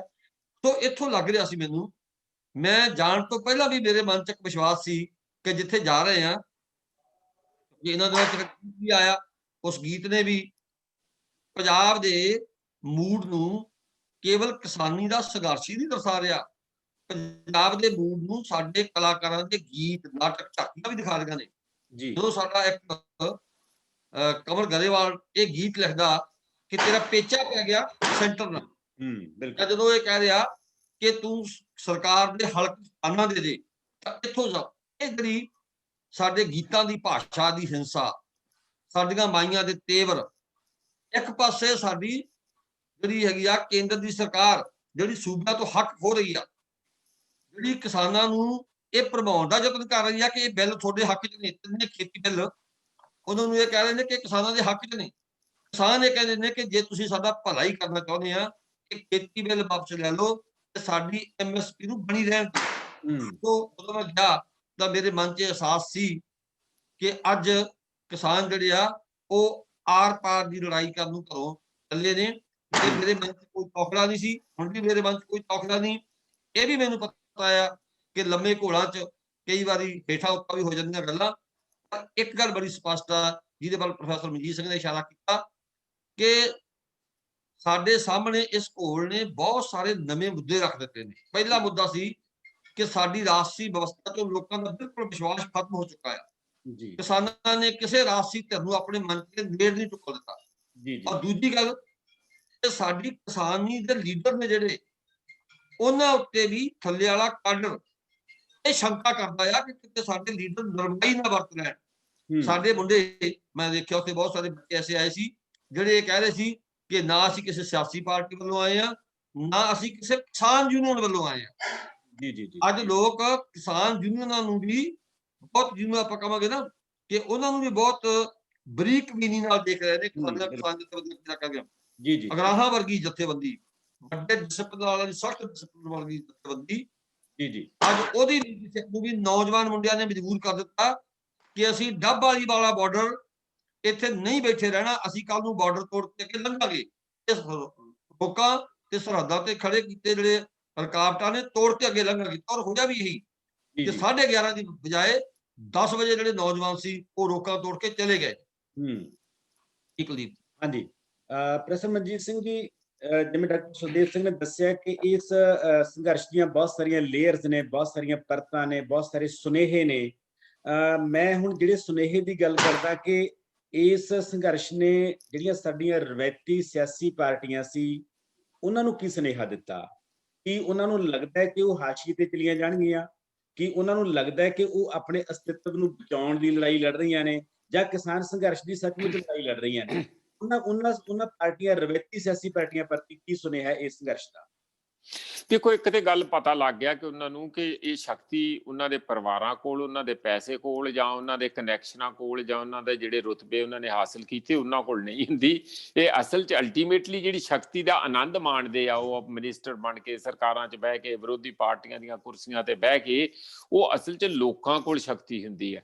ਪਰ ਲੋਕ ਕਿਉਂਕਿ ਖਿੰਡਰੇ ਹੁੰਦੇ ਆ, ਇਹ ਕਿਉਂਕਿ ਆਰਗੇਨਾਈਜ਼ਡ ਹੁੰਦੇ ਆ, ਇਹ ਮੌਜਾਂ ਕਰਦੇ ਆ। ਲੋਕ ਵਿਚਾਰੇ ਗਾਲਾਂ ਗੁਲਾਂ ਕੱਢ ਕੇ ਸ਼ਾਮ ਨੂੰ ਆਪਣਾ ਮਾੜਾ ਜਿਹਾ ਪੈਗ ਲਾ ਕੇ ਸੌਂ ਜਾਂਦੇ ਆ। ਇਸ ਕਿਸਮ ਦਾ ਜਿਹੜਾ ਦਰਦ ਆ ਉਹਨਾਂ ਦੇ, ਕੁਝ ਜਾਨੀ ਸੁਇਸਾਈਡ ਕਰਨ ਵੱਲ ਜਾਂਦੇ ਆ, ਕੁਝ ਕੋਈ ਛੱਡ ਕੇ ਭੱਜ ਜਾਂਦੇ ਆ, ਕੁਝ ਉਹਨਾਂ ਦੀ ਵਸ ਪੇਸ਼ ਨਹੀਂ ਜਾਂਦੀ। ਪਰ ਜੇ ਉਹ ਰੀਅਲ ਸੈਂਸ ਵਿੱਚ, ਜਿਵੇਂ ਮੋਦੀ ਜੀ ਦੇ, ਚਲੋ ਇਸ ਗੱਲ ਦੀ ਤੇ ਉਹਨਾਂ ਨੂੰ ਵਧਾਈ ਦੇਣੀ ਚਾਹੀਦੀ ਹੈ ਕਿ ਉਹਨਾਂ ਨੇ ਇੰਨੇ ਲੋਕ ਇਕੱਠੇ ਕਰਤੇ ਆ, ਇੰਨੀ ਰਾਜਨੀਤਿਕ ਚੇਤਨਾ ਪੈਦਾ ਕਰਤੀ ਆ, ਇੰਨੀ, ਇਸ ਗੱਲ ਦੇ ਤੇ ਉਹ ਦੇਖੋ ਬਣਦੇ ਹੀ ਆ। ਜੇ ਐਡੇ ਵੱਡੇ ਘਵਾੜੇ ਨਾ ਚਲਾਉਂਦੇ, ਅਜੇ ਤਾਂ ਮਜ਼ਦੂਰ ਆ, ਟ੍ਰੇਡ ਯੂਨੀਅਨਾਂ ਵੀ 26 ਤਰੀਕ ਨੂੰ ਪੂਰੇ ਦੇਸ਼ ਦਾ ਚੱਕਾ ਜਾਮ ਕੀਤਾ, ਉਹਨਾਂ ਨਾਲ ਇਹਨਾਂ ਨਾਲੋਂ ਘੱਟ ਨਹੀਂ ਕੀਤੀ। ਜਿਹੜੀਆਂ ਵਰਕਰ ਆ ਉਹਨਾਂ ਨਾਲ ਵੀ ਇੰਝ ਹੀ ਕੀਤਾ। ਜੇ ਉਹ ਵੀ ਨਾਲ ਰਲ ਜਾਣੇ, ਉਹ ਪਤਾ ਨਹੀਂ ਕਿਉਂ ਥੋੜੇ ਜਿਹੇ ਸੁੱਤੇ ਪਏ ਆ, ਜੇ ਉਹ ਵੀ ਨਾਲ ਰਲ ਜਾਣ ਤੇ ਇੱਕ ਦੇਸ਼ ਦੇ ਅੰਦਰ ਬਹੁਤ ਹੀ ਨਵੀਂ ਲਹਿਰ, ਨਵੀਂ, ਜਿਹਦੀ ਕਿ ਅਸਲ ਮਾਨਿਆਂ ਵਿੱਚ ਜਿਹਨੂੰ ਲੋਕ ਰਾਜ ਕਹਿੰਦੇ ਆ, ਅਸਲ ਮਾਨਿਆਂ 'ਚ ਜਿਹੜੀ ਪੀਪਲਜ਼ ਡੈਮੋਕ੍ਰੇਸੀ ਹੈ, ਉਹਦੀ ਲਹਿਰ ਦਾ ਬਹੁਤ ਵੱਡਾ ਇੱਕ ਆਧਾਰ ਹੌਲੀ ਹੌਲੀ ਅਮਰਜ ਹੋ ਰਿਹਾ।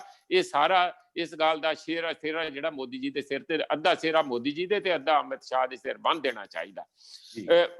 ਦੇਖੋ ਜੀ ਕਿੱਥੇ ਉੱਠਦੇ ਆ, ਇੰਨੇ ਲੋਕ ਏਡੇ ਵੱਡੇ ਪੱਧਰ ਤੇ ਨਹੀਂ ਉੱਠਦੇ ਜੋ ਉਹਨਾਂ ਨੇ ਘਵਾੜੇ ਚਲਾਏ।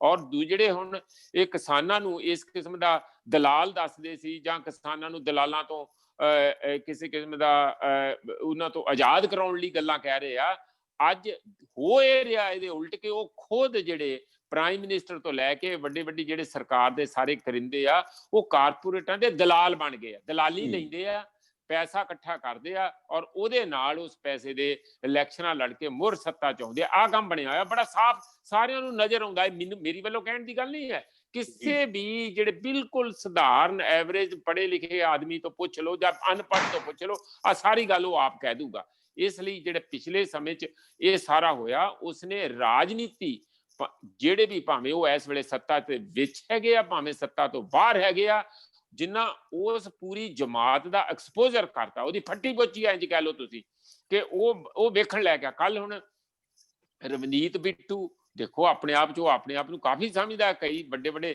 ਪੰਗੇ ਲੈਂਦਾ ਸਾਰਿਆਂ ਦੇ, ਕਦੀ ਕਿਸੇ ਨਾਲ ਕਦੀ ਕਿਸੇ ਨਾਲ, ਤਾਂ ਉਹ ਉੱਥੇ ਗਿਆ ਜਾ ਕੇ ਆਪਣੀ ਥੋੜੀ ਜਿਹੀ ਭਾਲ ਖੱਟਣ ਲਈ ਕਿ ਦੇਖੋ ਜੀ ਮੈਂ ਆਇਆ। ਉਹਨਾਂ ਨੇ ਕਿਹਾ ਕਿ ਸ਼ਾਇਦ ਸਾਡੇ ਗੱਲ ਹਾਰ ਪਾਉਣਗੇ। ਉਹਨਾਂ ਨੇ ਕਿਹਾ ਉਹ ਲਾਗੇ ਨਾ ਹੀ ਦੂਰੋਂ ਹੀ ਆਵਾਜ਼ਾਂ ਮਾਰ ਕੇ ਦੌੜ ਜਾਓ ਕਰਕੇ ਤੋਰ ਤੇ ਹੋਰ ਵੀ ਗਏ, ਕਈ MLA ਗਏ ਆ। ਉਹ ਸਾਰਿਆਂ ਨੂੰ ਉਹਨਾਂ ਨੇ ਕਿਹਾ ਕਿ ਤੁਸੀਂ ਰੱਬ ਦਾ ਵਾਸਤਾ ਸਾਡੇ ਤੋਂ ਦੂਰ ਰਹੋ, ਕਿਉਂਕਿ ਤੁਸੀਂ ਗੱਲਾਂ ਤੇ ਮਿੱਠੀਆਂ ਮਿੱਠੀਆਂ ਸਾਡੇ ਹੱਕ ਦੀਆਂ ਕਰੋਗੇ ਤੇ ਵਿੱਚੋਂ ਤੁਹਾਡਾ ਹੁੰਦਾ ਕਿ ਟੇਢੀ ਉਂਗਲੀ ਨਾਲ ਵੀ ਜਿਹੜਾ ਸਾਰਾ ਘਿਓ ਕੱਢ ਕੇ ਲੈ ਜਾਈਏ।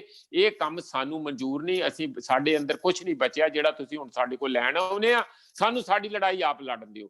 ਇੱਥੋਂ ਤੱਕ ਕਿ ਮੈਂ ਤੇ ਅਗਲੀ ਗੱਲ ਵੀ ਕਹਿਣਾ ਹੈ, ਕੱਲਾ ਰਾਜਨੀਤਿਕ ਲੀਡਰਾਂ ਦੀ ਕਿਉਂ ਕੱਲੀ ਨਹੀਂ ਫੱਟੀ ਪੋਚੀ, ਉਹਨਾਂ ਦੇ ਆਪਣੇ ਲੀਡਰ ਵੀ ਜੇ ਉਹਨਾਂ ਦੀ ਇੱਛਾ ਤੋਂ, ਆਮ ਜਿਹੜੀ ਜਨਤਾ ਹੈ ਆਮ ਕਿਸਾਨ ਦੀ ਇੱਛਾ ਤੋਂ, ਉਹਨਾਂ ਦੇ ਆਪਣੇ ਕਿਸਾਨਾਂ ਦੇ ਲੀਡਰ ਵੀ ਜੇ ਬਾਹਰ ਹੋਣ ਦੀ ਕੋਸ਼ਿਸ਼ ਕਰਦੇ ਹੈ, ਉਹ ਸਾਡੇ ਅੱਖਾਂ ਦੇਖਣ ਦੀ ਗੱਲ ਹੈ, ਤੇ ਉਹ ਕਹਿੰਦੇ ਕਿ ਨਾ ਇਹ ਨਹੀਂ ਹੋਊਗਾ। ਫਾਰ ਇੰਸਟੈਂਸ ਹੁਣ ਜਿੱਦਣ 26 ਤਰੀਕ ਨੂੰ ਇੱਥੇ ਪੇਚਾ ਪਿਆ ਸ਼ੰਭੂ ਬਾਰਡਰ ਦੇ ਉੱਤੇ, ਤੇ ਅੱਗੇ ਜਿਹੜੇ ਨੌਜਵਾਨ ਸੀ ਉਹ ਤੇ ਕਰੇਨਾਂ ਨੂੰ ਹਟਾ ਰਹੇ ਸੀ, ਬੁਲਡੋਜ਼ਰਾਂ ਨੂੰ ਹਟਾ ਰਹੇ ਸੀ, ਸਾਰਾ ਕੁਝ ਆਪਣਾ ਕਰ ਰਿਹਾ। ਜਿਹੜੇ ਪਾਣੀ ਗੰਦਾ ਮਾਰਿਆ ਜਾ ਰਿਹਾ ਸੀ, ਉਹ ਸਾਰੇ ਪਾਈਪ ਨੂੰ ਵਿੱਚੋਂ ਪੰਚਰ ਕਰਕੇ ਉਹ ਬੰਦ ਕੀਤਾ, ਸਾਰਾ ਉਹਨਾਂ ਨੇ ਕੀਤਾ। ਸਾਨੂੰ ਇਹ ਨਹੀਂ ਸੀ ਉਮੀਦ, ਸੱਚੀ ਗੱਲ ਹੈ, ਇਹ ਉਮੀਦ ਨਹੀਂ ਸੀ ਕਿ ਉਹ ਅੱਗੇ ਲੰਘ ਜਾਣਗੇ ਇੰਨਾ ਕੁਝ, ਜਿਹੜੀਆਂ ਰੁਕਾਵਟਾਂ ਪਾਈਆਂ ਉਹਨੂੰ ਫਿਜ਼ੀਕਲੀ ਹਟਾ ਕੇ। ਪਰ ਜਿਹੜੇ ਲੀਡਰ ਲੋਕ ਸੀ ਕੁਝ ਕਿਸਾਨਾਂ ਦੇ, ਉਹ ਕਹਿ ਰਹੇ ਸੀ ਕਿ ਸਾਡਾ ਫੈਸਲਾ ਇਹ ਹੈ ਕਿ ਜਿੱਥੇ ਵੀ ਸਾਨੂੰ ਰੁਕਾਵਟ ਪਈ ਅਸੀਂ ਉੱਥੇ ਬੈਠ ਜਾਣਾ, ਲੰਗਰ ਲਾ ਕੇ ਜਿਹੜਾ ਆਪਾਂ ਆਪਣਾ ਧਰਨਾ ਦੇਣਾ। ਪਰ ਨਹੀਂ ਸੀ ਮਨਜ਼ੂਰ, ਜਨਤਾ ਨੂੰ ਨਹੀਂ ਸੀ ਮਨਜ਼ੂਰ ਇਹ ਗੱਲ, ਲੀਡਰਾਂ ਦੀ ਇਹ ਭਾਵਨਾ ਵੀ ਨਹੀਂ ਸੀ ਮਨਜ਼ੂਰ। ਇਸ ਕਰਕੇ ਉਹਨਾਂ ਨੇ ਕਿਹਾ ਕਿ ਅੱਜ ਆਰ ਪਾਰ ਦੀ ਲੜਾਈ ਉਹ ਲੈ ਕੇ ਜਾ ਕੇ ਸਿੰਘੂ ਬਾਰਡਰ ਜਿਹਨੂੰ ਕਹਿੰਦੇ ਆ, ਐਨ ਦਿੱਲੀ ਦੇ ਬਾਰਡਰ ਤੇ ਜਾ ਕੇ ਬਹਿ ਗਏ ਅਲੀ ਅਲੀ ਕਰਦੇ। ਤੇ ਉਹ ਲੀਡਰ ਜਿਹੜੇ ਫਿਰ ਉੱਥੇ ਜਾ ਕੇ ਵੀ ਮੈਂ ਦੱਸ ਦਿਆਂ, ਤੁਸੀਂ ਜਿਹੜੀ ਰਾਜਨੀਤਿਕ ਉੱਥੇ ਜਾ ਕੇ ਵੀ ਦੋਵੇਂ ਕਿਸਮ ਦੇ ਆਏ। ਇੱਕ ਆਲ ਇੰਡੀਆ ਦੇ ਲੀਡਰ ਆਏ, VM ਸਿੰਘ ਤੇ ਜੋਗਿੰਦਰ ਯਾਦਵ, ਉਹ ਕਹਿਣ ਆਏ ਕਿ ਚਲੋ ਜੀ ਪਲੀਜ਼ ਬਰਾੜੀ ਚੱਲੀਏ, ਤੁਹਾਨੂੰ ਲੈ ਜਾਂਦੇ ਆ, ਉੱਥੇ ਬਹੁਤ ਸਹੂਲਤਾਂ ਦਿਆਂਗੇ, ਟਾਇਲਟ ਹੋਊਗੀ, ਇੱਥੇ ਤੁਹਾਨੂੰ ਤਕਲੀਫ ਹੋਣੀ ਆ, ਲੰਗਰ ਤੇ ਤੁਸੀਂ ਲੈ ਆਏ ਆ ਪਰ ਦੂਜਾ ਕੰਮ ਕਿੱਥੇ, ਇੱਥੇ ਤੇ ਬਹੁਤ ਮੁਸ਼ਕਲ ਹੋਊਗੀ, ਤੁਹਾਨੂੰ ਪਾਣੀ ਦਿਆਂਗੇ, ਸਾਰਾ ਦਿਆਂਗੇ, ਹੋਰ ਡਾਕਟਰ ਦੀਆਂ ਸਹੂਲਤਾਂ ਦਿਆਂਗੇ, ਚਲੋ। ਉਹਨਾਂ ਨੇ ਪੜ੍ਹ ਲਿਆ, ਉਸ ਕਹਿੰਦੇ ਉਹ ਆਪਣੀ ਅਕਲ ਆਪਣੇ ਕੋਲ ਰੱਖੋ, ਇਹ ਮਿੱਠੀਆਂ ਗੱਲਾਂ ਨਾ ਕਰੋ, ਇਹ ਸਾਡੇ ਕੋਲ ਇਹਦੇ ਲਈ ਕੋਈ ਜਗ੍ਹਾ ਤੇ ਥਾਂ ਤੇ ਟਾਈਮ ਨਹੀਂ ਹੈ। VM ਸਿੰਘ ਜਿਹੜਾ ਆਲ ਇੰਡੀਆ ਕਿਸਾਨ ਸੰਘਰਸ਼ ਕੋਆਰਡੀਨੇਸ਼ਨ ਕਮੇਟੀ ਦੇ ਚੇਅਰਮੈਨ, ਜਿਨ੍ਹਾਂ ਨੇ ਉੱਥੇ ਉਹਨਾਂ ਦੇ ਨਾਲ ਪਹਿਲੀ ਮੀਟਿੰਗ ਕਰਕੇ, ਦਿੱਲੀ 'ਚ ਮੈਂ ਉਸ ਮੀਟਿੰਗ 'ਚ ਵੀ ਸੀਗਾ ਜਿੱਥੇ ਸਾਰਾ ਕੁਝ ਹੋਇਆ, ਉਹਨੇ ਮੀਟਿੰਗ ਨੂੰ ਸਾਰੀ ਨੂੰ ਕੰਡਕਟ ਕੀਤਾ ਸੀ ਤੇ ਬਿਆਨ ਕੀ ਦਿੱਤਾ ਸੀਗਾ ਜਾ ਕੇ ਕਿ ਦਿੱਲੀ 'ਚ ਕਰੋਨਾ ਹੋ ਗਿਆ ਆ, ਤੁਸੀਂ ਕਿਸਾਨ ਵੀਰਾਂ ਨੂੰ ਬੇਨਤੀ ਹੈ ਕਿ ਉਹ ਪੰਜਾਬ 'ਚ ਹੀ ਰਹਿਣ, ਇੱਧਰ ਨੂੰ ਨਾ ਆਉਣ। ਉਹਨਾਂ ਨੇ ਕਿਹਾ ਹੁਣ ਕੀ ਲੈਣਾ ਆ, ਉੱਥੇ ਉਹਦੀ ਹੂਟਿੰਗ ਕਰਕੇ ਉਹਨੂੰ ਪਿਛਾਂ ਨੂੰ ਭਜਾਤਾ। ਇਸ ਲਈ ਮੈਂ ਇਹ ਕਹਿਣਾ ਕਿ ਇਸ ਵੇਲੇ ਜਿਹੜੀ ਸ਼ਕਤੀ ਔਰ ਜਿਹੜੀ ਤਾਕਤ ਕਲੈਕਟਿਵ ਵਿਲ ਚੋਂ, ਲੋਕਾਂ ਦੀ ਮੋਬਿਲਾਈਜੇਸ਼ਨ ਚੋਂ ਤੇ ਆਪਸੀ ਭਰੋਸੇ ਚੋਂ ਜਿਹੜੀ ਬਣੀ ਹੈ, ਇਹ ਜਿਤਨਾ ਪੈਰਿਸ ਦੀ ਗਲੀਆਂ ਦੇ ਵਿੱਚ ਸੰਨ 1799 ਚ ਜਿਹੜਾ ਪੈਰਿਸ ਦੇ ਵਿੱਚ ਰੈਵੋਲੂਸ਼ਨ ਹੋਇਆ ਸੀਗਾ, ਉਸ ਕਿਸਮ ਦੀ ਸ਼ਕਤੀ ਬਣੀ ਹੈ। ਇਹਨੂੰ ਛੋਟੀ ਅੰਡਰਮਾਈਨ ਕਰਕੇ ਨਹੀਂ ਦੇਖਣਾ ਚਾਹੀਦਾ।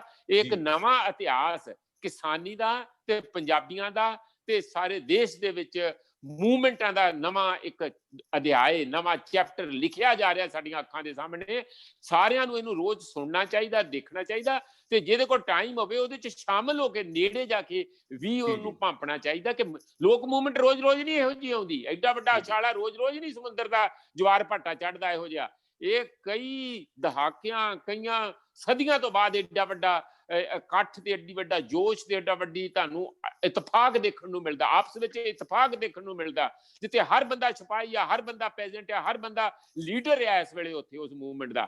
ਇਹਦੇ ਆਪਣੇ ਖਤਰੇ ਆ, ਇਹਦੇ ਪਿਟਫਾਲਸ ਵੀ ਹੈਗੇ ਆ, ਪਰ ਵੇਖ ਕੇ ਤੁਹਾਨੂੰ ਐਉਂ ਸ਼ਾਂਤੀ ਹੁੰਦੀ ਆ ਕਿ ਕੀ ਉਹੀ ਲੋਕ ਜਿਹੜੇ ਮਾਰੇ ਤੇ ਮਰੇ ਤੇ ਮਿੰਤਾਂ ਤੇ ਹਾੜੇ ਕੱਢਦੇ ਤੁਰੇ ਫਿਰਦੇ ਆ, ਉਹ ਏਡੀ ਸ਼ਕਤੀ ਉਹਨਾਂ 'ਚ ਕਿੱਥੋਂ ਆ ਗਈ? ਇਹ ਸਾਡੀ ਧਰਤੀ ਚੋਂ ਆਈ ਹੈ, ਸਾਡੇ ਵਿਰਸੇ ਚੋਂ ਆਈ ਹੈ, ਸਾਡੀ ਸੋਚ ਚੋਂ ਆਈ ਹੈ, ਸਾਡੀ ਆਤਮਾ ਚੋਂ ਆਈ ਹੈ। ਇਹ ਸ਼ਕਤੀ ਜਿਹੜੀ ਹੈ ਵੱਡਿਆਂ ਦੇ ਪਸੀਨੇ ਛੜਾਈ ਜਾਂਦੀ ਹੈ ਦਿੱਲੀ ਦੇ ਅੰਦਰ। ਉਹਨਾਂ ਦੇ ਮੂੰਹ ਦੇ ਉੱਤੇ, ਬੁੱਲਾਂ ਦੇ ਉੱਤੇ ਸਿੱਕਰੀ ਜਿਹੜੀ ਆ ਜੰਮ ਗਈ ਆ ਕਿਤੇ ਸਾਹ ਲੈਣ ਜੋਗੇ ਨਹੀਂ ਛੱਡੇ। ਹੁਣੇ ਤੁਸੀਂ 2 ਦਿਨਾਂ 'ਚ ਦੇਖ ਲਿਓ ਕਿ ਜੇ ਇੰਝ ਹੀ ਇਹ ਮੂਵਮੈਂਟ ਡਟੇ ਰਹੇ, ਇਹ ਸਿਪਾਹੀ ਸਾਡੀਆਂ ਫੌਜਾਂ ਡਟੀਆਂ ਰਹੀਆਂ, ਤੇ ਉਹ ਖੁਦ ਮੂੰਹ 'ਚ ਘਾਹ ਦਾ ਤੀਲਾ ਪਾ ਕੇ ਹੱਥ ਜੋੜ ਕੇ ਗਲ 'ਚ ਪਰਨਾ ਇਹਨਾਂ ਕੋਲ ਆਉਣਗੇ, ਨਾਲੇ ਤੇ ਮਾਫੀ ਮੰਗਣਗੇ ਜਿਹੜਾ ਕੁੱਟ ਕਟਾਈ ਪਾ ਕੀਤਾ, ਤੇ ਨਾਲੇ ਕਹਿਣਗੇ ਦੱਸੋ ਅਸੀਂ ਕੀ ਕਰ ਸਕਦੇ ਹਾਂ। ਜੀ ਵਾਹ, ਕੀ ਬਾਤ ਹੈ, ਕੀ ਬਾਤ ਹੈ। ਜਿਹੜੀ ਲੋਕ ਪੱਖੀ ਜਮਹੂਰੀਅਤ ਸਿਆਸੀ ਪਾਰਟੀਆਂ ਨੇ ਖਤਮ ਕੀਤੀ ਸੀ, ਉਹ ਲੋਕਾਂ ਨੇ ਆਪ ਲਿਆਂਦੀ। ਇਹ ਆਪਣੇ ਆਪ ਦੇ ਵਿੱਚ ਇੱਕ ਵੱਡੇ ਇਨਕਲਾਬ ਵਰਗੀ ਗੱਲ ਹੈ ਕਿ ਅਸੀਂ ਦੁਹਾਈਆਂ ਦਿੰਦੇ ਰਹੇ ਕਿ ਹਿੰਦੁਸਤਾਨ ਦੇ ਵਿੱਚ ਸੱਚੇ ਅਰਥਾਂ ਦੇ ਵਿੱਚ ਜਮਹੂਰੀਅਤ ਹੋਣੀ ਚਾਹੀਦੀ ਸੀ, ਤੇ ਲੋਕਾਂ ਨੇ ਉਹ ਆਪਣੇ ਹੱਕ ਆਪ ਪ੍ਰਾਪਤ ਕਰਨ ਵੱਲ ਵਧ ਰਹੇ ਨੇ। ਡਾਕਟਰ ਸੁਖਦੇਵ ਸਿੰਘ ਜੀ, ਇਸ ਸੰਘਰਸ਼ ਦੀ ਇੱਕ ਲੇਅਰ ਜਾਂ ਇੱਕ ਸੁਨੇਹਾ ਨੌਜਵਾਨਾਂ ਪ੍ਰਤੀ ਵੀ ਹੈ। ਨੌਜਵਾਨਾਂ ਪ੍ਰਤੀ ਸਾਡੀਆਂ ਬਹੁਤ ਸਾਰੀਆਂ ਪਰਸੈਪਸ਼ਨ ਸੀਆਂ ਕਿ ਨੌਜਵਾਨ ਪਲਾਇਨਵਾਦੀ ਨੇ, ਨੌਜਵਾਨ ਨਸ਼ੇੜੀ ਹੋ ਚੁੱਕੇ ਨੇ, ਉੜਤਾ ਪੰਜਾਬ ਫਿਲਮ ਵੀ ਪੰਜਾਬ ਦੇ ਇਹਨਾਂ ਨੌਜਵਾਨਾਂ ਤੇ ਬਣ ਚੁੱਕੀ ਹੈ। ਇਸ ਸੰਘਰਸ਼ ਦੇ ਵਿੱਚ ਨੌਜਵਾਨਾਂ ਦੀ ਸ਼ਮੂਲੀਅਤ ਤੋਂ ਕੀ ਤੁਹਾਨੂੰ ਲੱਗਦਾ ਹੈ ਕਿ ਸਾਡਾ ਨੌਜਵਾਨਾਂ ਪ੍ਰਤੀ ਨਜ਼ਰੀਆ ਬਦਲਣ ਜਾ ਰਿਹਾ ਹੈ? ਦੋ ਗੱਲਾਂ ਬੜੀਆਂ ਸਪਸ਼ਟ ਨਿਕਲਦੀ ਜੀ। ਜੀ, ਚਾਹੇ ਉਹ ਟੋਲ ਪਲਾਜ਼ਾ ਦੇ ਉੱਤੇ ਧਰਨੇ ਸੀ, ਰਿਲਾਇੰਸ ਪੰਪਾਂ ਦੇ ਉੱਤੇ ਧਰਨੇ ਸੀ, ਜੀ, ਜਾਂ ਰੇਲਵੇ ਟਰੈਕ ਦੇ ਬੈਠੇ ਕਿਸਾਨ ਸੀ, ਉਹਨਾਂ 'ਚ ਸਾਨੂੰ ਵੱਡੀ ਗਿਣਤੀ ਨੌਜਵਾਨਾਂ ਦੀ ਨਜ਼ਰ ਆਉਂਦੀ ਸੀ। ਜੀ, ਪਰ ਜਦੋਂ ਕਿਸਾਨ ਦਿੱਲੀ ਵੱਲ ਨੂੰ ਕੂਚ ਕੀਤੇ ਨੇ, ਤਾਂ ਇੰਝ ਲੱਗਣ ਲੱਗਿਆ ਕਿ ਜਿਵੇਂ ਨੌਜਵਾਨਾਂ ਦਾ ਹੜ੍ਹ ਹੋ ਗਿਆ ਹੋਵੇ। ਪ੍ਰੋਫੈਸਰ ਮਨਜੀਤ ਸਿੰਘ ਇਸ ਗੱਲ ਦੇ ਚਸ਼ਮਦੀਦ ਗਵਾਹ ਨੇ ਕਿ ਜਦੋਂ ਮੈਂ ਤੇ ਡਾਕਟਰ ਮਨਜੀਤ ਸਿੰਘ ਸ਼ੰਭੂ ਪਰਬਤ ਤੇ ਇੰਟਰ ਕਰ ਰਹੇ ਸੀ, ਤਾਂ ਖੰਨੇ ਦੇ ਲਾਗ ਦੇ 8-10 ਨੌਜਵਾਨ ਮੁੰਡੇ, ਜਿਨ੍ਹਾਂ ਦੇ ਨਾ ਤਾਂ ਕੋਈ ਕਿਸੇ ਕਿਸਾਨ ਯੂਨੀਅਨ ਦਾ ਬਿੱਲਾ ਲੱਗਿਆ ਸੀ, ਨਾ ਉਹਨਾਂ ਕੋਲੇ ਕੋਈ ਝੰਡਾ ਸੀ। ਅਸੀਂ ਉਹਨਾਂ ਨੂੰ ਪੁੱਛਿਆ ਵੀ ਤੁਸੀਂ ਕਿਹਦੇ ਵੱਲੋਂ ਆਏ ਹੋ? ਉਹਨਾਂ ਨੇ ਕਿਹਾ ਵੀ ਅਸੀਂ ਨਾ ਤਾਂ ਕਿਸੇ ਸਿਆਸੀ ਪਾਰਟੀ ਵੱਲੋਂ ਆਏ ਹਾਂ, ਤੇ ਨਾ ਹੀ ਅਸੀਂ ਕਿਸੇ ਕਿਸਾਨ ਯੂਨੀਅਨ ਵੱਲੋਂ ਆਏ ਹਾਂ, ਪਰ ਇਹ ਲੜਾਈ ਸਾਡੀ ਹੋਂਦ ਦੀ ਲੜਾਈ ਆ। ਇਹ ਲੜਾਈ ਸਾਡੀਆਂ ਜ਼ਮੀਨਾਂ ਖੋਹਣ ਦੀ, ਸਾਡੇ ਘਰ ਘਰ ਖੋਹਣ ਦੀ ਲੜਾਈ ਆ। ਇਸ ਕਰਕੇ ਅਸੀਂ ਇਹਦੇ 'ਚ ਆਏ ਹਾਂ। ਔਰ ਦੂਜਾ ਮੈਂ ਉਹਦੇ 'ਚ ਦੇਖਿਆ ਕਿ ਕੁਝ ਨੌਜਵਾਨ ਤੱਤੇ ਨਾਅਰੇ ਵੀ ਲਾ ਰਹੇ ਸੀ, ਕੁਝ ਨੌਜਵਾਨ ਗੁੱਸੇ 'ਚ ਆ ਕੇ ਗਾਲਾਂ ਵੀ ਕੱਢ ਰਹੇ ਸੀ, ਪਰ ਉਹ ਨੌਜਵਾਨ ਮਰਨ ਤੋਂ ਨਹੀਂ ਸੀ ਡਰ ਰਹੇ।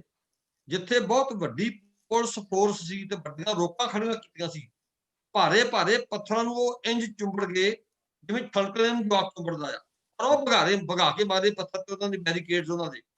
ਸੋ ਇੱਕ ਤਾਂ ਨੌਜਵਾਨਾਂ ਦੀ ਵੱਡੀ ਗਿਣਤੀ ਵਿੱਚ ਸ਼ਮੂਲੀਅਤ ਸੀ।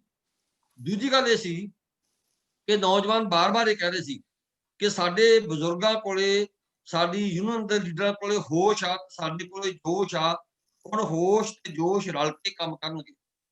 ਔਰ ਜੇ ਤੁਸੀਂ ਦੇਖਿਆ ਹੋਵੇ, ਜਿਹੜਾ ਖਨੌਰੀ ਵਾਲਾ ਬਾਰਡਰ ਸੀ ਜਾਂ ਜਿਹੜੇ ਹਰਿਆਣੇ ਦੇ ਵਿਚਲੇ ਬਾਰਡਰ ਸੀ, ਜਿੱਥੇ ਮਿੱਟੀ ਦੇ ਢੇਰ ਲਾਏ ਸੀ, ਲੋਕਾਂ ਨੇ ਕਈਆਂ ਤੇ ਕਰਾਹੇ ਤਾਂ ਛੱਡੋ, ਲੋਕਾਂ ਨੇ ਹੱਥਾਂ ਨਾਲ ਮਿੱਟੀ ਦੇ ਢੇਰ ਪੁੱਟ ਕੇ ਕਦੇ ਮਾਰੇ। ਸੋ ਇੱਕ ਤਾਂ ਇਹਦੇ ਵਿੱਚ ਦੇਖਣਾ ਇਹ ਪਏਗਾ। ਦੂਜੀ ਗੱਲ ਇਹ ਹੈ, ਮੈਂ ਸਮਝਦਾ ਕਿ ਇਸ ਵੇਲੇ ਸੰਕਟ ਵੀ ਸਭ ਤੋਂ ਵੱਡਾ ਸਾਡੀ ਨੌਜਵਾਨਾਂ ਨੂੰ ਆ।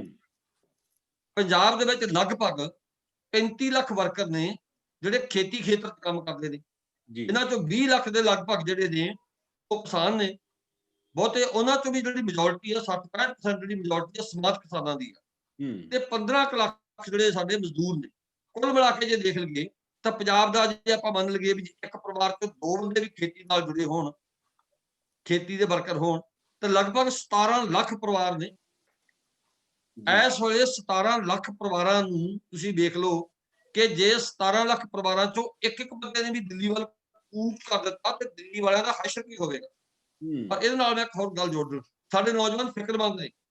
ਸਾਡੇ ਨੌਜਵਾਨ ਵੀ ਤੇ ਸਾਡੇ ਕਿਸਾਨ ਲੀਡਰ ਵੀ ਹੁਣ ਪਹਿਲਾਂ ਵਾਲੇ ਨਹੀਂ ਰਹੇ। ਸਾਡੇ ਸਾਹਮਣੇ ਸਵਾਲ ਇਹ ਆ ਕਿ ਸੀਮਾਂਤ ਖੇਤੀ, ਜਿਹੜੀ 2 ਏਕੜ ਦੀ ਖੇਤੀ, ਉਹ ਲਾਹੇਵੰਦੀ ਨਹੀਂ। ਜਿਵੇਂ ਡਾਕਟਰ ਸੁਖਪਾਲ ਵੀ ਕਹਿ ਰਹੇ ਸੀ ਕਿ 2 ਏਕੜ ਵਾਲਾ ਕਿਸਾਨ ਚਾਹੇ ਠੇਕੇ ਤੇ ਦੇ ਦੇਵੇ, ਚਾਹੇ ਆਪ ਖੁਦ ਖੇਤੀ ਕਰ ਲਵੇ, ਇੱਕੋ ਭਾਅ ਪੈਂਦੀ ਆ।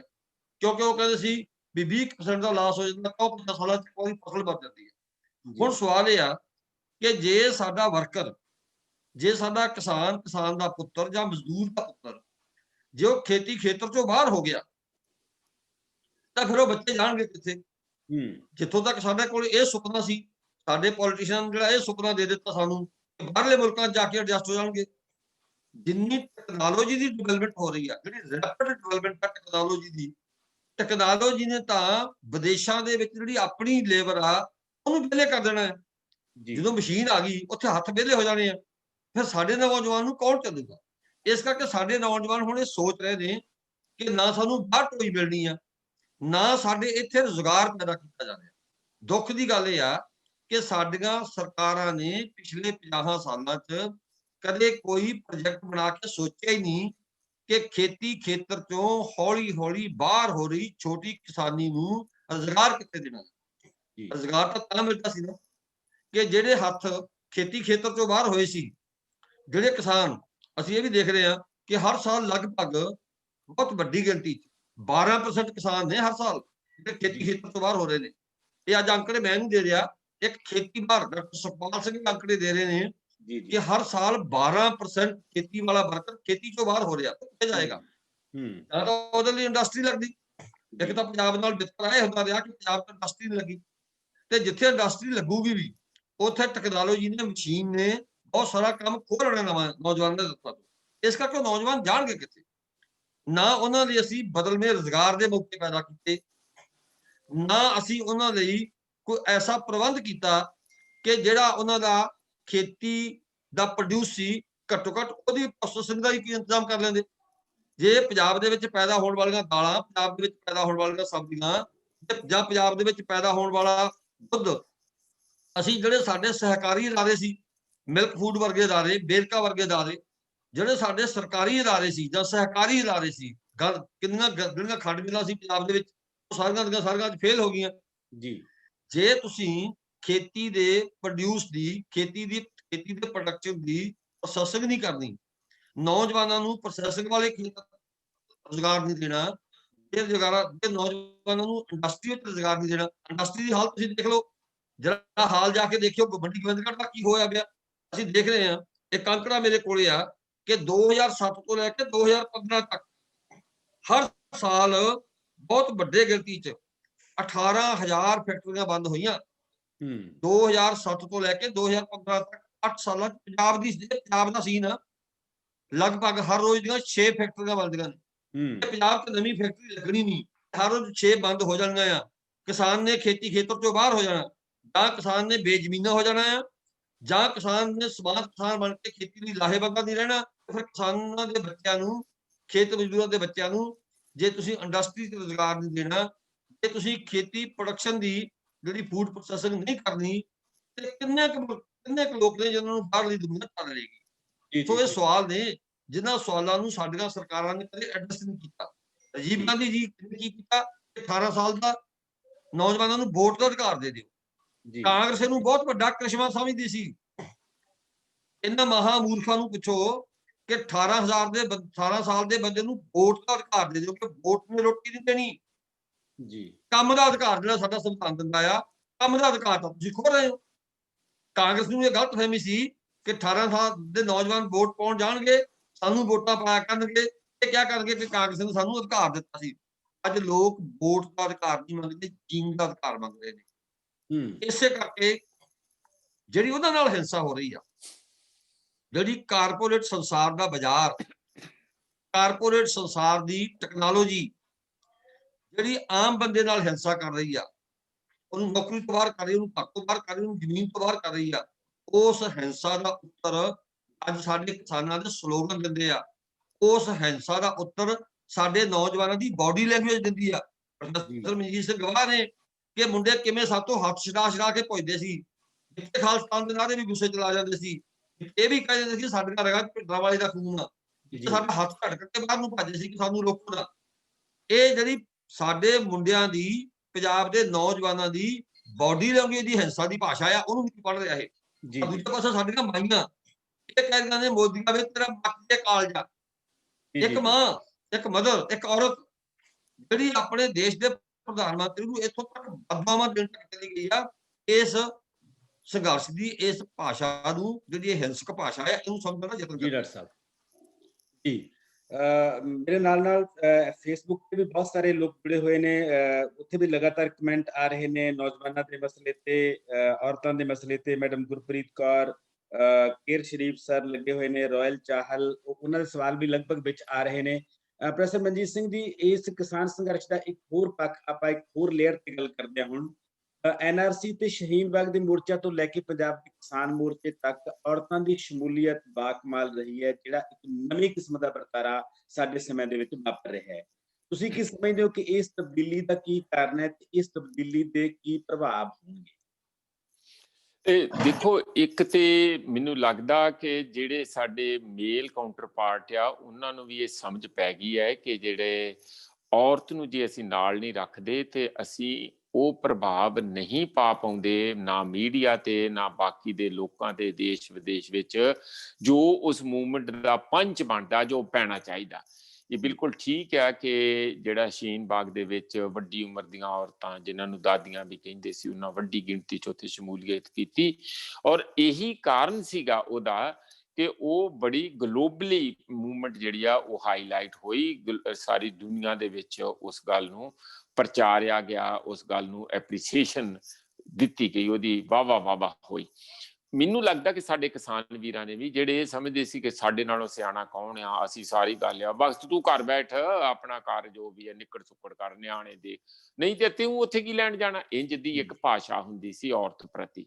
ਤੇ ਤੈਨੂੰ ਕੀ ਪਤਾ ਆ ਵੀ ਤੂੰ ਇੱਥੇ ਬੈਠ, ਸਾਨੂੰ ਪਤਾ ਸਾਰੀ ਗੱਲ ਦਾ, ਜੋ ਅਸੀਂ ਕਰਾਂਗੇ ਤੂੰ ਪਿੱਛ ਲੱਗ ਬਣੀ ਰਹਿ।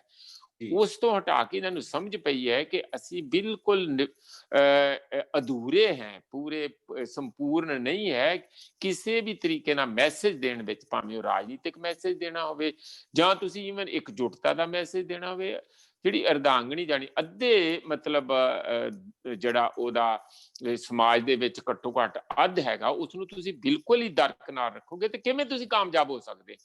ਇਹ ਹੈ ਤੇ ਕੌਨਸ਼ੀਅਸ ਫੈਸਲਾ, ਕੋਈ ਐਵੇਂ ਨਹੀਂ ਹੋ ਗਿਆ ਕਿ ਉਹ ਆਪ ਹੀ ਆ ਗਈਆਂ ਆ, ਉਹਦੇ ਚੋਂ ਕੌਨਸ਼ੀਅਸ ਫੈਸਲਾ ਹੈ। ਔਰ ਜਿਸ ਤਰੀਕੇ ਨਾਲ ਵੀ ਇਹ ਫੈਸਲਾ ਹੈ, ਭਾਵੇਂ ਉਹ ਔਰਤਾਂ ਵੱਲੋਂ ਆਪਣੀ ਹਿੰਮਤ ਦੇ ਨਾਲ ਉਹ ਬਾਹਰ ਆਈਆਂ, ਜਾਂ ਜਿਹੜੇ ਸਾਡੇ ਕਿਸਾਨ ਵੀਰ ਆ ਉਹਨਾਂ ਨੇ ਉਹਨਾਂ ਨੂੰ ਇਨਕਰੇਜ ਕੀਤਾ ਕਿ ਮੌਕਾ ਆ ਗਿਆ ਕਿ ਆਓ ਸਿੰਘੋ ਸਿੰਘਣੀਓ ਰਲ ਕੇ, ਜਿਹੜਾ ਜਿਸ ਤਰ੍ਹਾਂ ਪਿੰਡ ਦੀ ਭਾਸ਼ਾ ਆ ਵੀ ਆਪਾਂ ਰਲ ਕੇ ਇਸ ਮੈਦਾਨ ਦੇ ਵਿੱਚ ਲੜਾਈ ਲੜਨੀ ਆ, ਲੜਾਈ ਵੱਡੀ ਆ, ਅਸੀਂ ਇਕੱਲੇ ਪੂਰਨ ਤੌਰ ਤੇ ਇਹਦੇ ਵਿੱਚ ਕਾਮਯਾਬੀ ਦਾ ਨਹੀਂ ਸੋਚ ਸਕਦੇ ਜਦ ਤੱਕ ਤੁਸੀਂ ਸਾਡੇ ਨਾਲ ਸਾਡਾ ਹੱਥ ਨਾਲ ਨਹੀਂ ਫੜੋਗੇ, ਫਿਰ ਅਸੀਂ ਸੰਪੂਰਨ ਆਪਣੇ ਆਪ ਨੂੰ ਮਹਿਸੂਸ ਕਰਦੇ। ਇਹ ਗੱਲ ਇੱਕ ਬੜੀ ਚੰਗੀ ਹੈ। ਕਾਰਨ ਤੇ ਉਹਦੇ ਚਲੋ ਹੌਲੀ ਹੌਲੀ ਸਾਰੇ ਸਾਹਮਣੇ ਆ ਜਾਣਗੇ, ਜਿਹੜੇ ਕਿ ਬੜੇ ਕੰਪਲੈਕਸ ਹੁੰਦੇ ਆ ਹਰ ਚੀਜ਼ ਦੇ, ਪਰ ਇੱਕ ਜਿਹੜੀ ਓਬਵੀਅਸ ਗੱਲ ਆ ਕਿ ਨੌਜਵਾਨਾਂ ਦਾ ਐਡੀ ਵੱਡੀ ਪੱਧਰ ਤੇ ਸ਼ਾਮਲ ਹੋਣਾ ਔਰ ਨਾਲ ਹੀ ਔਰਤਾਂ ਦਾ ਐਡੀ ਵੱਡੀ ਪੱਧਰ ਤੇ ਸ਼ਾਮਲ ਹੋਣਾ ਇੱਕ ਨਵੀਂ ਸ਼ੁਰੂਆਤ ਆ, ਨਵੀਂ ਮੂਵਮੈਂਟਾਂ ਦੇ ਇੱਕ ਨਵੇਂ ਦੌਰ ਦੀ ਸ਼ੁਰੂਆਤ ਮੈਂ ਕਹੂੰਗਾ। ਇਹ ਬੜੀ ਚੰਗੀ ਗੱਲ ਹੈਗੀ। ਪਰ ਨਾਲ ਹੀ ਇੱਥੇ ਅਜੇ ਜਿਹੜੀ ਇਹ ਮੂਵਮੈਂਟ ਦੀ ਥੋੜੀ ਜਿਹੀ ਮੈਨੂੰ ਦੀਪ ਜੀ ਕਮੀਆਂ ਲੱਗ ਰਹੀਆਂ ਕਿ ਸਾਡੇ ਬਹੁਤ ਵੱਡਾ ਭਾਈਚਾਰਾ ਮਜ਼ਦੂਰਾਂ ਦਾ, ਖਾਸ ਕਰ ਜਿਹੜਾ ਦਲਿਤ ਭਾਈਚਾਰਾ, ਉਸਨੂੰ ਅਸੀਂ ਕਿਵੇਂ ਨਾਲ ਰੱਖਣਾ, ਜਾਂ ਕਿਵੇਂ ਮਜ਼ਦੂਰਾਂ ਨੂੰ, ਭਾਵੇਂ ਉਹ ਖੇਤੀਹਰ ਮਜ਼ਦੂਰ ਹੋਣ, ਭਾਵੇਂ ਉਹ ਇੰਡਸਟਰੀ ਦੇ ਮਜ਼ਦੂਰ ਹੋਣ, ਉਹਨਾਂ ਤੇ ਵੀ ਉਹਨਾਂ ਹੀ ਚੱਲ ਰਿਹਾ। ਅਸੀਂ ਉਹ ਜਿਹੜਾ ਸਟਰੋਂਗ ਕੋਆਰਡੀਨੇਸ਼ਨ ਦੀ ਉਮੀਦ ਕਰਦੇ ਸੀ ਉਹ ਬਣੀ ਨਹੀਂ। ਇਸੇ ਤਰੀਕੇ ਨਾਲ ਪੰਜਾਬ ਦੇ ਕਿਸਾਨਾਂ ਦੀ ਜਿਹੜੀ ਕੋਆਰਡੀਨੇਸ਼ਨ ਆਪਸ ਵਿੱਚ ਬਣੀ ਹੈ, ਉਸ ਦਾ ਸੁਨੇਹਾ ਦੂਜਿਆਂ ਸੂਬਿਆਂ 'ਚ ਪੁਖਤਾ ਤੌਰ ਤੇ, ਸੋਲਿਡ ਤੌਰ ਤੇ, ਕਿਉਂਕਿ ਟਾਈਮ ਸਾਡੇ ਕੋਲ ਕਾਫੀ ਸੀ, 3 ਮਹੀਨੇ ਸੀਗੇ, ਉਹ ਵੀ ਜਿੱਡਾ ਸਟਰੋਂਗ ਅਸੀਂ ਆਪ ਜਾ ਕੇ ਹਿੰਮਤ ਕਰਕੇ ਬਣਾਉਣਾ ਸੀ ਉਹ ਨਹੀਂ ਬਣ ਸਕਿਆ। ਅਸੀਂ ਸ਼ਾਰਟਕਟ ਮਾਰੇ। ਸ਼ਾਰਟਕਟ ਕੀ ਮਾਰੇ ਕਿ ਸਾਡੇ ਕੋਲ ਬਣੀਆਂ ਬਣਾਤੀਆਂ ਜਿਹੜੀਆਂ ਕੁਝ ਪਲੇਟਫਾਰਮ ਆਲ ਇੰਡੀਆ ਤੇ ਹੈਗੇ ਆ, ਅਸੀਂ ਉਹ ਸਾਡੇ ਕੋਲ ਆ ਗਏ ਜਾਂ ਅਸੀਂ ਉਹਨਾਂ ਕੋਲ ਚਲੇ ਗਏ ਕਿ ਯਾਰ ਸਾਡੀ ਹੁਣ ਮਦਦ ਕਰੋ, ਸਾਡਾ ਹੱਥ ਚੱਕੀ ਥੱਲੇ ਆਇਆ। ਤਾਂ ਉਹਨਾਂ ਨੇ ਆਪਣੇ ਢੰਗ ਨਾਲ, ਜਿਹੜੇ ਉੱਥੇ ਲੀਡਰ ਬੈਠੇ ਸੀ, ਉਹ ਜਿਸ ਤਰੀਕੇ ਨਾਲ ਜੋ ਵੀ ਸ਼ਮੂਲੀਅਤ ਕਰਨੀ ਸੀ ਉਹਨਾਂ ਨੇ ਆਪਣੇ ਢੰਗ ਨਾਲ ਕੀਤੀ, ਨਾ ਕਿ ਥੱਲੇ ਡਾਇਰੈਕਟ ਸਾਡੇ ਪੰਜਾਬ ਦੇ ਕਿਸਾਨਾਂ ਦਾ, ਯੂਨੀਅਨਾਂ ਦਾ, ਉਹਨਾਂ ਦੀਆਂ ਡਾਇਰੈਕਟ ਯੂਨੀਅਨਾਂ ਧਰਾਤਲ ਤੇ ਜਿਹੜੀਆਂ ਲੜ ਰਹੀਆਂ, ਕੰਮ ਕਰ ਰਹੀਆਂ, ਕੋਈ ਕੰਟੈਕਟ ਨਹੀਂ ਬਣਿਆ। ਆਉਣ ਵਾਲੇ ਸਮੇਂ 'ਚ ਮੰਨ ਲਓ ਇਹ ਲੜਾਈ ਲੰਮੀ ਪੈਂਦੀ ਹੈ ਤਾਂ ਇਹ ਜਿਹੜਾ ਗੈਪ ਆ ਪਿੰਡ ਦੇ ਜਿਹੜੇ ਦਲਿਤ ਮਜ਼ਦੂਰ ਕਹਿ ਲਓ ਜਾਂ ਸਾਡੇ ਹੈ, ਜਿਸ ਤਰ੍ਹਾਂ ਔਰਤਾਂ ਦਾ ਇੱਕ ਵੱਡਾ ਗੈਪ ਇਹਨਾਂ ਨੇ ਦੂਰ ਕੀਤਾ, ਇੱਕ ਤੇ ਸਾਡੇ ਆਪਣੇ ਜਿਹੜੇ ਬਾਕੀ ਦੇ ਧਿਰ ਬਚੇ ਹੋਏ ਆ, ਕਿਸਾਨ ਆ, ਮਜ਼ਦੂਰ ਆ, ਟ੍ਰੇਡ ਯੂਨੀਅਨ ਆ, ਉਹਨਾਂ ਨਾਲ ਇੱਕ ਸੋਲਿਡ ਜਿਹੜੇ ਕੋਆਰਡੀਨੇਸ਼ਨ ਕਿਵੇਂ ਬਣਾਈ ਜਾਏ, ਸਟੂਡੈਂਟਸ ਦੇ ਨਾਲ, ਖਾਸ ਕਰਕੇ ਨੌਜਵਾਨਾਂ ਨਾਲ, ਪੜ੍ਹੇ ਲਿਖਿਆਂ ਨਾਲ ਕਿਵੇਂ ਕੋਆਰਡੀਨੇਸ਼ਨ ਬਣਾਈ ਜਾਏ, ਇਹ ਅਗਲਾ ਫੇਜ਼ ਇਸ ਮੂਵਮੈਂਟ ਤੇ ਹੋਣਾ ਚਾਹੀਦਾ। ਜੇ ਅਮਿਤ ਸ਼ਾਹ ਜਾਂ ਮੋਦੀ ਜੀ ਅਜੇ ਵੀ ਅੜੇ ਰਹੇ, ਅਜੇ ਮੈਨੂੰ ਲੱਗਦਾ ਉਹ ਇੰਨਾ ਸੌਖੀ ਝੁਕਣਗੇ ਨਹੀਂ, ਕਿਉਂਕਿ ਕਾਫੀ ਕਿੱਲਾ ਮੋਟਾ ਆ ਉਹਨਾਂ ਦੀ ਧੌਣ ਦੇ ਵਿੱਚ ਤੇ ਉਹ ਟਾਈਮ ਲੱਗੂਗਾ ਕਿੱਲਾ ਨਰਮ ਪੈਣ ਦੇ ਵਿੱਚ। ਪਰ ਇਸ ਕਿਸਮ ਦੀ ਸਾਡੀ ਜਿਹੜੀ ਪਲਾਨਿੰਗ ਮੂਵਮੈਂਟ ਦੇ ਤੌਰ ਤੇ, ਮੈਂ ਆਪਣੇ ਜਿਹੜੇ ਐਕਸਪੀਰੀਅੰਸ ਚੋਂ ਦੱਸ ਰਿਹਾ, ਇੱਕ ਹੁੰਦਾ ਹੌਰੀਜੈਂਟਲ ਐਕਸਪੈਂਸ਼ਨ ਕਰਨੀ, ਉਹਦੇ ਚ ਕੁਝ ਕਾਮਯਾਬੀ ਮਿਲ ਰਹੀ ਹੈ। ਯੂਪੀ ਤੋਂ ਕਿਸਾਨ ਆ ਰਹੇ ਆ, ਮੱਧ ਪ੍ਰਦੇਸ਼ ਤੋਂ ਕਿਸਾਨ ਆ ਰਹੇ ਆ, ਉੱਤਰਾਖੰਡ ਤੋਂ ਕਿਸਾਨ ਆ ਚੁੱਕੇ ਆ, ਉਹ ਕੁਝ ਹੋਰ ਯੂਪੀ ਤੋਂ ਵੀ ਕੁਝ ਕਿਸਾਨ ਪਹੁੰਚ ਚੁੱਕੇ ਆ। ਇਹ ਜਿਵੇਂ ਜਿਵੇਂ ਮੀਡੀਆ ਰਾਹੀਂ ਸਾਰੀ ਗੱਲ ਫੈਲੂਗੀ, ਹੋਰ ਇੱਥੇ ਆ ਕੇ ਜਮਾਵੜਾ ਦਿੱਲੀ ਦੇ ਚਾਰੋਂ ਤਰਫ ਘੇਰੇ ਦੇ ਵਿੱਚ ਲੱਗੂਗਾ। ਪਰ ਇਸ ਨੂੰ ਹੋਰ ਵੀ ਪੁਖਤਾ ਤੇ ਮਜ਼ਬੂਤ ਕਰਨ ਲਈ, ਲੰਮੀ ਲੜਾਈ ਲਈ ਸਾਨੂੰ ਵਰਟੀਕਲ ਇੰਟੀਗ੍ਰੇਸ਼ਨ ਵੀ ਚਾਹੀਦੀ ਆ। ਜਾਣੀ ਖਾਂਦੀ ਪੀਂਦੀ ਕਿਸਾਨੀ, ਗਰੀਬ ਕਿਸਾਨੀ, ਛੋਟੀ ਕਿਸਾਨੀ, ਮਜ਼ਦੂਰ, ਸ਼ਹਿਰੀ ਮਜ਼ਦੂਰ, ਟ੍ਰੇਡਰਸ, ਇਹਨਾਂ ਨੌਜਵਾਨ, ਸਟੂਡੈਂਟ, ਸਭ ਦੇ ਨਾਲ ਕਰਨੀ ਪਊਗੀ। ਤੇ ਹੌਰੀਜੈਂਟਲ ਵੀ ਸਾਨੂੰ ਐਕਸਪੈਂਸ਼ਨ ਕਰਨੀ ਪਊਗੀ। ਜਾਣੀ ਦੂਜੇ ਸੂਬਿਆਂ 'ਚ ਜਿੱਥੇ ਜਿੱਥੇ ਉਹ ਬੈਠੇ ਆ ਉਹਨਾਂ ਦੇ ਨਾਲ ਇੱਕ ਸੋਲਿਡ ਲਿੰਕ ਬਣਾਉਣਾ ਪਊਗਾ। ਸਵਾਲ ਹੀ ਨਹੀਂ ਪੈਦਾ ਹੁੰਦਾ ਮੋਦੀ ਕੀ ਵੱਡੇ ਵੱਡੇ ਤਖਤੇ ਤਾਂ ਉਸ ਜਿਹੜੇ ਅਲਟਾ ਕੇ ਰੱਖ ਦਿੰਦੀਆਂ ਉਹਦੀਆਂ ਮੂਵਮੈਂਟਾਂ। ਪਰ ਇਹ ਅਜੇ ਮੈਨੂੰ ਲੱਗਦਾ ਸ਼ੁਰੂਆਤ ਆ, ਪਹਿਲੀ ਝਲਕ ਜਿਹੜੀ ਆ ਮੋਦੀ ਜੀ ਦੀਆਂ ਅੱਖਾਂ 'ਚ ਆ ਰਹੀ ਹੈ, ਚੰਗੀ ਤਕੜੀ ਝਲਕ ਲਸ਼ਕੋਰ ਮਾਰੀ ਬਾਰਡਰਾਂ ਤੋਂ ਜਾ ਕੇ। ਜੀ ਬਿਲਕੁਲ, ਸੰਘਰਸ਼ ਨੇ ਆਪਣੀਆਂ ਦਿਸ਼ਾਵਾਂ ਤੈਅ ਕਰਨੀਆਂ ਹੁੰਦੀਆਂ ਨੇ, ਸੰਘਰਸ਼ ਨੇ ਬਹੁਤ ਸਾਰੀਆਂ ਸਥਾਪਨਾਵਾਂ ਤੋੜਨੀਆਂ ਹੁੰਦੀਆਂ ਨੇ ਤੇ ਬਹੁਤ ਸਾਰੀਆਂ ਨਵੀਆਂ ਸਥਾਪਨਾਵਾਂ ਤੈਅ ਕਰਨੀਆਂ ਹੁੰਦੀਆਂ ਨੇ। ਕਿਸੇ ਨੇ ਸੋਚਿਆ ਨਹੀਂ ਸੀ ਕਿ 500 ਜਥੇਬੰਦੀਆਂ ਇੱਕ ਪਲੇਟਫਾਰਮ ਤੇ ਆਉਣਗੀਆਂ ਤੇ ਪੰਜਾਬ ਦੀਆਂ 31 ਜਾਂ 35 ਜਥੇਬੰਦੀਆਂ ਇੱਕ ਹੋ ਕੇ ਲੜਨਗੀਆਂ।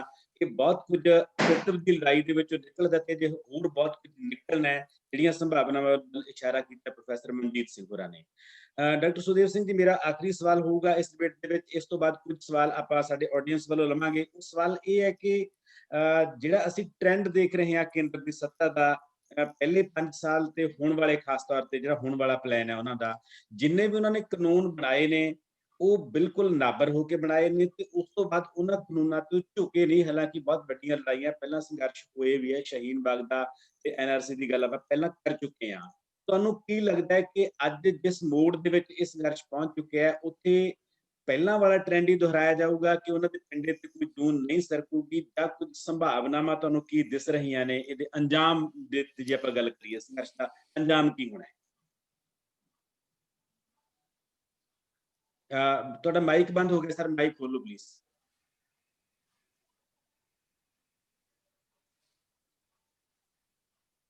ਜੀ ਫੇਰ ਬੰਦ ਹੋ ਗਿਆ ਸਰ, ਫੇਰ ਬੰਦ। ਹਾਂਜੀ ਹਾਂ ਡਾਕਟਰ ਦੀਪ ਜੀ, ਇੱਥੋਂ ਤੱਕ ਤਾਂ ਇਤਿਹਾਸ ਦਾ ਸੰਬੰਧ ਆ ਜੀ। ਪਿਛਲੇ ਸਮੇਂ 'ਚ ਔਰ ਖਾਸ ਤੌਰ ਤੇ ਦੂਸਰੀ ਵਾਰ ਸੱਤਾ ਵਿੱਚ ਆਉਣ ਤੋਂ ਬਾਅਦ ਤੇ ਪਾਰਲੀਮੈਂਟ ਵਿੱਚ ਚੰਗੀ ਵੱਡੀ ਮੈਜੋਰਟੀ ਲੈ ਜਾਣ ਕਾਰਨ ਬੀਜੇਪੀ ਨੇ ਪਿਛਲੇ ਸਮੇਂ 'ਚ ਜਿੰਨੇ ਵੀ ਫੈਸਲੇ ਲਏ ਨੇ, ਚਾਹੇ ਉਹ ਧਾਰਾ 370 ਨੂੰ ਤੋੜਨ ਦਾ, ਕਸ਼ਮੀਰ ਨੂੰ ਤੇ ਲਦਾਖ ਨੂੰ 2 ਹਿੱਸਿਆਂ ਤੇ ਵੰਡਣ ਦਾ ਫੈਸਲਾ ਹੋਵੇ, ਚਾਹੇ NRC ਦਾ ਫੈਸਲਾ ਹੋਵੇ, ਚਾਹੇ ਹੋਰ ਕਾਲੇ ਕਾਨੂੰਨ ਹੋਣ, ਉਹਨਾਂ ਤੋਂ ਤਾਂ ਜਾਪਦਾ ਇਹੀ ਆ ਕਿ ਇਹਨਾਂ ਦੇ ਹੌਸਲੇ ਇੰਨੇ ਬੁਲੰਦ ਹਨ ਔਰ ਇਹ ਮਹਿਸੂਸ ਵੀ ਕਰਦੇ ਨੇ ਕਿ ਸਾਡੇ ਕੋਲ ਹੁਣ ਸੱਤਾ ਆ, ਦੋਹਾਂ ਸਦਨਾਂ ਦੇ ਵਿੱਚ ਅਸੀਂ ਕੋਈ ਵੀ ਕਾਨੂੰਨ ਬਣਾ ਸਕਦੇ ਹਾਂ, ਸਾਨੂੰ ਕੋਈ ਚੁਣੌਤੀ ਦੇਣ ਵਾਲਾ ਨਹੀਂ। ਔਰ ਮੈਨੂੰ ਇਹ ਲੱਗਦਾ ਕਿ ਜੇ ਬਿਹਾਰ ਦੇ ਵਿੱਚ ਕਾਮਯਾਬ ਨਾ ਹੁੰਦੇ ਤਾਂ ਇਹਨਾਂ ਨੂੰ ਕੋਈ ਝਟਕਾ ਲੱਗਣਾ ਸੀ। ਪਰ ਬਿਹਾਰ ਵਿੱਚ ਜਿਸ ਕਿਸਮ ਦੀ ਇਹਨਾਂ ਨੇ ਖਰੀਦੋ ਫਰੋਖਤ ਕੀਤੀ ਆ, ਜਿਸ ਤਰ੍ਹਾਂ ਦੇ ਨਤੀਜੇ ਉੱਤੇ EVM ਤੇ ਲੋਕਾਂ ਨੇ ਸ਼ੱਕ ਕੀਤੀ ਆ ਆਏ ਨੇ, ਜਾਂ ਜਿਵੇਂ ਇਹਨਾਂ ਨੇ ਮੱਧ ਪ੍ਰਦੇਸ਼ ਵਿੱਚ ਸਰਕਾਰ ਤੋੜੀ ਆ, ਇਹ ਸੋਚ ਰਹੇ ਸੀਗੇ ਕਿ ਪਾਰਲੀਮੈਂਟ ਵਿੱਚ ਆਪਣੀ ਮੈਜੋਰਟੀ ਨਾਲ ਤੇ ਕਾਰਪੋਰੇਟ ਘਰਾਣਿਆਂ ਦੇ ਪੈਸੇ ਦੇ ਬਲ ਨਾਲ ਅਸੀਂ ਹਿੰਦੁਸਤਾਨ 'ਚ ਉੱਠਣ ਵਾਲੀਆਂ ਜਸਟਿਸ ਦੀਆਂ ਆਵਾਜ਼ਾਂ ਨੂੰ ਦਬਾ ਸਕਦੇ ਹਾਂ। ਔਰ ਇੱਕ ਵਿਚਕਾਰ ਇਹ ਹੋਇਆ ਕਿ ਕਰੋਨਾ ਹਿੰਦੁਸਤਾਨ ਲਈ ਤਾਂ ਸਰਾਪ, ਪਰ ਇਹਨਾਂ ਲਈ ਬਰ ਸਾਬਤ ਹੋਇਆ। ਇਹਨਾਂ ਨੇ ਇੱਕ ਸਾਡੀ ਵੱਡੀ ਅਕਲੀਅਤ, ਸਾਡੀ ਇੱਕ ਵੱਡੀ ਮਿਨੋਰਟੀ ਜਿਹੜੀ ਸੀ, ਮੁਸਲਿਮ ਮਿਨੋਰਟੀ, ਜਦੋਂ ਇਹਨਾਂ ਨੇ ਉਹਦੇ ਨਾਲ ਧੱਕਾ ਕੀਤਾ ਔਰ ਉਹ ਧੱਕਾ ਰੁਕਿਆ ਨਹੀਂ। ਪਹਿਲਾਂ ਤਾਂ ਸ਼ਹੀਨ ਬਾਗ ਦੇ ਮੋਰਚੇ ਨੂੰ ਦੇਖ ਲਓ, ਕਰੋਨਾ ਦੀ ਆੜ 'ਚ ਦਬਾ ਦਿੱਤਾ ਗਿਆ।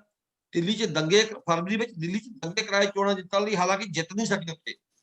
ਔਰ ਉਸ ਤੋਂ ਬਾਅਦ ਜਿਵੇਂ ਇਹਨਾਂ ਨੇ ਬਾਬਰੀ ਮਸਜਿਦ ਦਾ ਫੈਸਲਾ ਕਰਾਇਆ ਔਰ ਜਿਸ ਬੇਸ਼ਰਮੀ ਨਾਲ ਇਹਨਾਂ ਨੇ ਸਾਡੀ ਸੁਪਰੀਮ ਕੋਰਟ ਦੇ ਚੀਫ ਜਸਟਿਸ ਤੱਕ ਨੂੰ ਖਰੀਦਿਆ, ਔਰ ਮੈਨੂੰ ਕੋਈ ਡਰ ਨਹੀਂ ਇਸ ਗੱਲ ਦਾ ਕਹਿਣ 'ਚ ਕਿ ਜਦੋਂ ਦਿਖ ਰਿਹਾ ਸਾਨੂੰ ਸਾਰਾ ਕੁਝ, ਸਾਨੂੰ ਪਤਾ ਸੀ ਵੀ ਇਹ ਹੋਣਾ ਆ। ਜਿਸ ਤਰ੍ਹਾਂ ਦੇ ਫੈਸਲੇ ਆਏ ਨੇ ਔਰ ਜਿਸ ਤਰ੍ਹਾਂ ਇਹਨਾਂ ਨੇ ਮੁਸਲਿਮ ਮਿਨੋਰਟੀ ਨੂੰ ਦਬਾ ਲਿਆ ਤੇ ਡਰਾ ਲਿਆ, ਉਸ ਤੋਂ ਤਾਂ ਇਹ ਲੱਗਦਾ ਸੀ ਕਿ ਇਹ ਟਸ ਤੋਂ ਮਸ ਨਹੀਂ ਹੋਣਗੇ।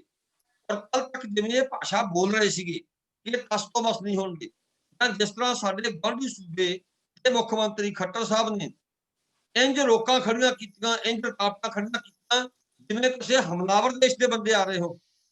ਔਰ ਉਸ ਤੋਂ ਲੱਗਦਾ ਸੀ ਕਿ ਇਹ ਟਸ ਤੋਂ ਮਸ ਨਹੀਂ ਹੋਣਗੇ।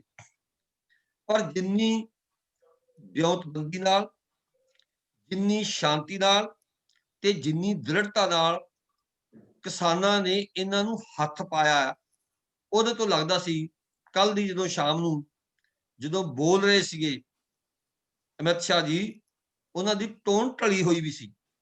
ਔਰ ਮੈਨੂੰ ਇਹ ਲੱਗਦਾ ਆ ਕਿ ਕਿਸਾਨ ਜਿਸ ਤਰ੍ਹਾਂ ਦੀ ਤਿਆਰੀ ਕਰਕੇ ਗਏ ਨੇ, ਹਰ ਇੱਕ ਟਰਾਲੀ 'ਚ 8 ਜਾਂ 10 ਲੋਕ ਨੇ, ਬਿਜਲੀ ਲੈ ਕੇ ਗਏ ਨੇ, ਖਾਣ ਪੀਣ ਦਾ ਸਮਾਨ ਲੈ ਕੇ ਗਏ ਨੇ, ਦਵਾਈਆਂ ਨਾਲ ਲੈ ਕੇ ਗਏ ਨੇ।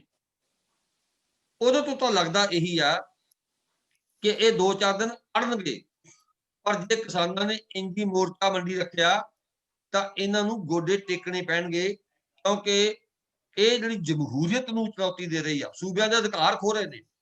ਔਰ ਇੱਕ ਗੱਲ ਜ਼ਰੂਰ ਮੈਂ ਮਨਜੀਤ ਸਿੰਘ ਦੀ ਗੱਲ ਨੂੰ ਉਹਨਾਂ ਦੀ ਗੱਲ ਦੀ ਮੈਂ ਤਾਇਦ ਕਰਦਾ ਕਿ ਪੰਜਾਬ ਦੀ ਕਿਸਾਨੀ ਨੂੰ 2 ਗੱਲਾਂ ਬਾਰੇ ਬਹੁਤ ਸੁਚੇਤ ਹੋਣਾ ਪਏਗਾ। ਵੱਡੀ ਗਿਣਤੀ ਵਿੱਚ ਮਾਈਆਂ ਸ਼ਾਮਲ ਹੋਈਆਂ ਨੇ, ਪਰ ਸਾਡਾ ਅਜੇ ਵਿਦਿਆਰਥੀ ਵਰਗ ਤੇ ਖਾਸ ਤੌਰ ਤੇ ਜਿਹੜਾ ਸਾਡਾ ਖੇਤ ਮਜ਼ਦੂਰ ਆ ਪੰਜਾਬ ਦਾ, ਜਾਂ ਪੰਜਾਬ ਦੇ ਵਿੱਚ ਛੋਟੀ ਮੋਟੀ ਜਿੰਨੀ ਫੈਕਟਰੀ 'ਚ ਕੰਮ ਕਰਨ ਵਾਲੇ ਮਜ਼ਦੂਰ ਨੇ, ਜਿੰਨੇ ਤੱਕ ਪੰਜਾਬ ਦੇ ਮਜ਼ਦੂਰਾਂ ਨੂੰ ਨਾਲ ਨਹੀਂ ਜੋੜਿਆ ਜਾਂਦਾ, ਇਹ ਸੰਘਰਸ਼ ਉਹਨਾਂ ਵਿਆਪਕ ਰੂਪ ਨਹੀਂ ਲਏਗਾ ਜਿੰਨਾ ਇਹਨੂੰ ਵਿਆਪਕ ਰੂਪ ਲੈਣਾ ਚਾਹੀਦਾ ਹੈ। ਸੋ ਮੈਨੂੰ ਉਮੀਦ ਆ ਕਿ 2-4 ਦਿਨ ਅੜ ਕੇ ਇਹਨਾਂ ਨੂੰ ਆਨੇ ਵਾਲੀ ਥਾਂ ਤੇ ਆਉਣਾ ਪਏਗਾ। ਕੀ ਬਾਤ ਹੈ। ਬਿਲਕੁਲ ਜੀ, ਹੁਣ ਮੈਂ ਗੁਜ਼ਾਰਿਸ਼ ਕਰਦਾ ਸਾਡੇ ਉਹਨਾਂ ਦੋਸਤਾਂ ਨੂੰ ਜਿਹੜੇ ਸਾਡੇ ਨਾਲ ਜੁੜੇ ਹੋਏ ਨੇ ਜ਼ੂਮ ਰਾਹੀਂ, ਕਿ ਤੁਹਾਡੇ ਚੋਂ ਜੇ ਕੋਈ ਸਾਥੀ ਸਵਾਲ ਕਰਨਾ ਚਾਹੁੰਦਾ ਹੈ ਤਾਂ ਤੁਸੀਂ ਉਹ ਸਵਾਲ ਕਰ ਸਕਦੇ ਹੋ, ਤੇ ਸਾਡੇ ਦੋਨੇ ਚਿੰਤਕ ਸਾਡੇ ਨਾਲ ਨੇ, ਤੁਹਾਡੇ ਸਵਾਲਾਂ ਦੇ ਜਵਾਬ ਅਸੀਂ ਇਕੱਠੇ ਉਹਨਾਂ ਤੋਂ ਲਵਾਂਗੇ। ਹਾਂਜੀ ਜੀ ਸਰ।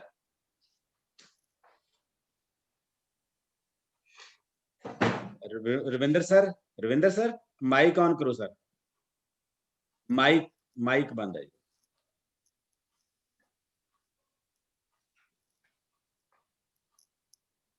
हाँ जी हुण बोलो जी। हाँ जी जी अच्छा हाँ जी। मैं अपने डॉक्टर मनजीत होरां नूं ते दीप शर्मा जिहड़े अपने इत्थों ने अपने विजन टीवरी वाले, इन्हां नूं मैं लगातार उत्थे वेखदा रिहा कवरेज करदिआं नूं। जिस दृढ़ता नाल इन्हां ने उत्थे कवरेज कीती है, मतलब बहुत ही मतलब अपने सराहणयोग हैगी आ। मैं रात दे तड़के दे 3 ਵਜੇ तक देखदा रिहा इन्हां नूं, होर भी पत्रकारां नूं देखिआ जो कुछ उन्हां ते वापरिआ किसानां ते। मेरा एक सवाल हैगा अपने डॉक्टर मनजीत सिंह होरां नूं भी ਤੁਸੀਂ ਉੱਥੇ ਨੌਜਵਾਨਾਂ ਦੇ ਵਿੱਚ ਵਿਚਰੇ ਹੋ, ਨੌਜਵਾਨਾਂ ਵਿੱਚ ਜੋਸ਼ ਤਾਂ ਬਹੁਤ ਸੀ, ਉਹਨਾਂ ਨੇ ਵੈਰੀਕੋਟ ਤੋੜ ਮਾਰੇ, ਉਹਨਾਂ ਨੇ ਜਿਹੜੀਆਂ ਵਾਟਰ ਕੈਨਨ ਸੀਗੇ ਉਹਨਾਂ ਦੇ ਮੂੰਹ ਮੋੜ ਦਿੱਤੇ। ਕੀ ਉਹਨਾਂ ਦੀ ਸੋਚ ਅਜੇ ਵਿਗਿਆਨਕ ਬਣਾਉਣ ਦੀ ਲੋੜ ਆ, ਕਿ ਉਹਨਾਂ ਨੂੰ ਸਮਝਣ ਦੀ ਲੋੜ ਨਹੀਂ ਹੈਗੀ ਅਜੇ ਕਿ ਇਹ ਲੜਾਈ ਅਜੇ ਇੱਥੇ ਮੁੱਕ ਨਹੀਂ ਗਈ ਦਿੱਲੀ ਪਹੁੰਚਣ ਤੱਕ? ਕੀ ਉਹ ਕੀ ਸੋਚਦੇ ਨੇ? ਦੂਜਾ ਮੇਰਾ ਨਾਲ ਹੀ ਸਵਾਲ ਇੱਕ ਛੋਟਾ ਜਿਹਾ ਉਹਨਾਂ ਦੇ ਲਈ ਹੋਰ ਹੈਗਾ, ਉਹਨਾਂ ਨੇ ਪੈਰਿਸ ਇਨਕਲਾਬ ਦੀ ਵੀ ਗੱਲ ਕੀਤੀ ਹੈ। ਆਪਾਂ ਇਹਨੂੰ ਪੈਰਿਸ ਇਨਕਲਾਬ ਨਾ ਸਮਝੀਏ, ਅਜੇ ਆਪਾਂ ਅਜੇ ਬਹੁਤ ਦੂਰ ਆ ਪੈਰਿਸ ਇਨਕਲਾਬ ਤੋਂ। ਮਜ਼ਦੂਰਾਂ ਪ੍ਰਤੀ ਇਹਨਾਂ ਆਗੂਆਂ ਦਾ ਰਵੱਈਆ ਕੀ ਬਦਲੇਗਾ ਜਿੱਤਣ ਤੋਂ ਬਾਅਦ? ਕਿਉਂਕਿ ਹਾਲੇ ਜਿੱਤ ਦਾ ਪਤਾ ਨਹੀਂ ਕਿੰਨੇ ਸਾਲ ਲੱਗੇ, 2 ਸਾਲ ਲੱਗੇ, ਕਿਉਂਕਿ ਕਾਲੇ ਕਾਨੂੰਨ ਖਤਮ ਕਰ ਵੀ ਦੇਣ ਤਾਂ ਉਹਨਾਂ ਨੂੰ ਇੰਪਲੀਮੈਂਟ ਕਰਨ ਦੇ ਲਈ ਜਾਂ ਕਿੰਨਾ ਕੁ ਸਮਾਂ ਲੱਗ ਸਕਦਾ? ਕੀ ਇਹ ਜਿਹੜੇ ਸਾਡੇ ਆਗੂ ਨੇ, ਕਿਉਂਕਿ ਪਿਛੋਕੜ ਵਿੱਚ ਆਪਾਂ ਬਹੁਤ ਦੇਖਦੇ ਹਾਂ ਕਿ ਦਲਿਤਾਂ ਦੇ ਨਾਲ ਪਿੰਡਾਂ ਵਿੱਚ ਉਹਨਾਂ ਦੇ ਬਾਈਕਾਟ ਹੁੰਦੇ ਰਹੇ, ਉਹਨਾਂ ਦੇ ਜੰਗਲ ਪਾਣੀ ਜਾਣਾ ਵੀ ਬੰਦ ਕੀਤਾ ਜਾਂਦਾ ਰਿਹਾ। ਇਸੇ ਕਰਕੇ ਅਜੇ ਵੀ ਬਹੁਤ ਸਾਰੇ ਜਿਹੜੇ ਪੇਂਡੂ ਮਜ਼ਦੂਰ ਨੇ, ਮੇਰੀ ਉਹਨਾਂ ਨਾਲ ਗੱਲਬਾਤ ਹੋਈ, ਉਹ ਅਜੇ ਵੀ ਝਕਦੇ ਨੇ ਸਾਥ ਦੇਣ ਤੋਂ, ਤੰਗ ਉਹ ਵੀ ਨੇ ਬਹੁਤ। ਕੀ ਇਹ ਸਾਡੇ ਆਗੂ ਸੋਚਦੇ ਨੇ ਇਹਦੇ ਬਾਰੇ ਅਜੇ, ਕਿ ਅਜੇ ਸਿਰਫ ਆਪਣਾ ਦਿੱਲੀ ਵਾਲਾ ਮੋਰਚਾ ਜਿੱਤਣ ਤੇ ਲੱਗੇ ਹੋਏ ਨੇ? ਤੇ ਡਾਕਟਰ ਸੁਖਦੇਵ ਲਈ ਮੇਰਾ ਇੱਕ ਛੋਟਾ ਜਿਹਾ ਸਵਾਲ ਹੈ ਨਾ, ਜਿਹੜੇ ਕਿ ਗੋਡੇ ਟੇਕਦੇ ਨੇ, ਗੋਡੇ ਦਿੱਲੀ ਟੇਕ ਵੀ ਦੇਵੇ, ਇੱਕ ਵਾਰੀ ਟੇਕਣ ਦੇ ਨਾਲ ਕੁਛ ਨਹੀਂ ਗੱਲ ਬਣਨੀ, ਜਦੋਂ ਤੱਕ ਆਪਾਂ ਸਮੁੱਚੇ ਲੋਕਾਂ ਦਾ, ਜਿਹੜਾ ਭਗਤ ਸਿੰਘ ਦੀ ਸੋਚ ਵਾਲਾ ਜਿਹੜਾ ਗੱਲ ਹੈਗਾ ਇਨਕਲਾਬ ਨੇ ਲੈ ਆਉਂਦੇ, ਕਿਉਂਕਿ ਉਹਦੇ ਵਿੱਚ ਸਮੁੱਚੇ ਮਜ਼ਦੂਰਾਂ ਦਾ ਤੇ ਸਮੁੱਚੀ ਜਿਹੜੀ ਲੁਕਾਈ ਹੈਗਾ ਉਹਦਾ ਦੁੱਖ ਹੱਲ ਕਰਨ ਦੀ ਲੋੜ ਹੈਗੀ ਆ। ਤੇ ਹਰੀ ਕ੍ਰਾਂਤੀ ਬਾਰੇ ਜਿਹੜਾ ਉਹਨਾਂ ਨੇ ਕਿਹਾ ਸੀਗਾ, ਹਰੀ ਕ੍ਰਾਂਤੀ ਦੇ ਆਪਾਂ ਨੂੰ ਘਾਟੇ ਵੀ ਬਹੁਤ ਪਏ ਨੇ। ਪਾਣੀ ਕਿੱਥੇ ਚਲ ਗਿਆ, ਕੈਮੀਕਲ ਕਿੰਨੇ ਹੋ ਗਏ, ਬਿਮਾਰੀਆਂ ਕਿੰਨੀਆਂ ਲੱਗ ਗਈਆਂ, ਉਹਦੇ ਬਾਰੇ ਕੀ ਸੋਚਦੇ ਨੇ ਜੀ? ਸਵਾਲ ਸਰ ਨੋਟ ਕਰ ਲਓ, ਆਪਾਂ ਜਵਾਬ ਇਕੱਠੇ, ਤੁਸੀਂ ਤੁਹਾਨੂੰ ਮੈਂ ਦੋਨਾਂ ਤੋਂ ਬਾਅਦ ਦੇ ਵਿੱਚ ਦੋਨੇ ਚਿੰਤਕਾਂ ਨੂੰ ਬੋਲਣ ਦਾ ਮੌਕਾ ਦੇਵਾਂਗੇ, ਅਸੀਂ ਉਹ ਸਾਰੇ ਸਵਾਲਾਂ ਦੇ ਇਕੱਠੇ ਜਵਾਬ ਦੇਣਗੇ।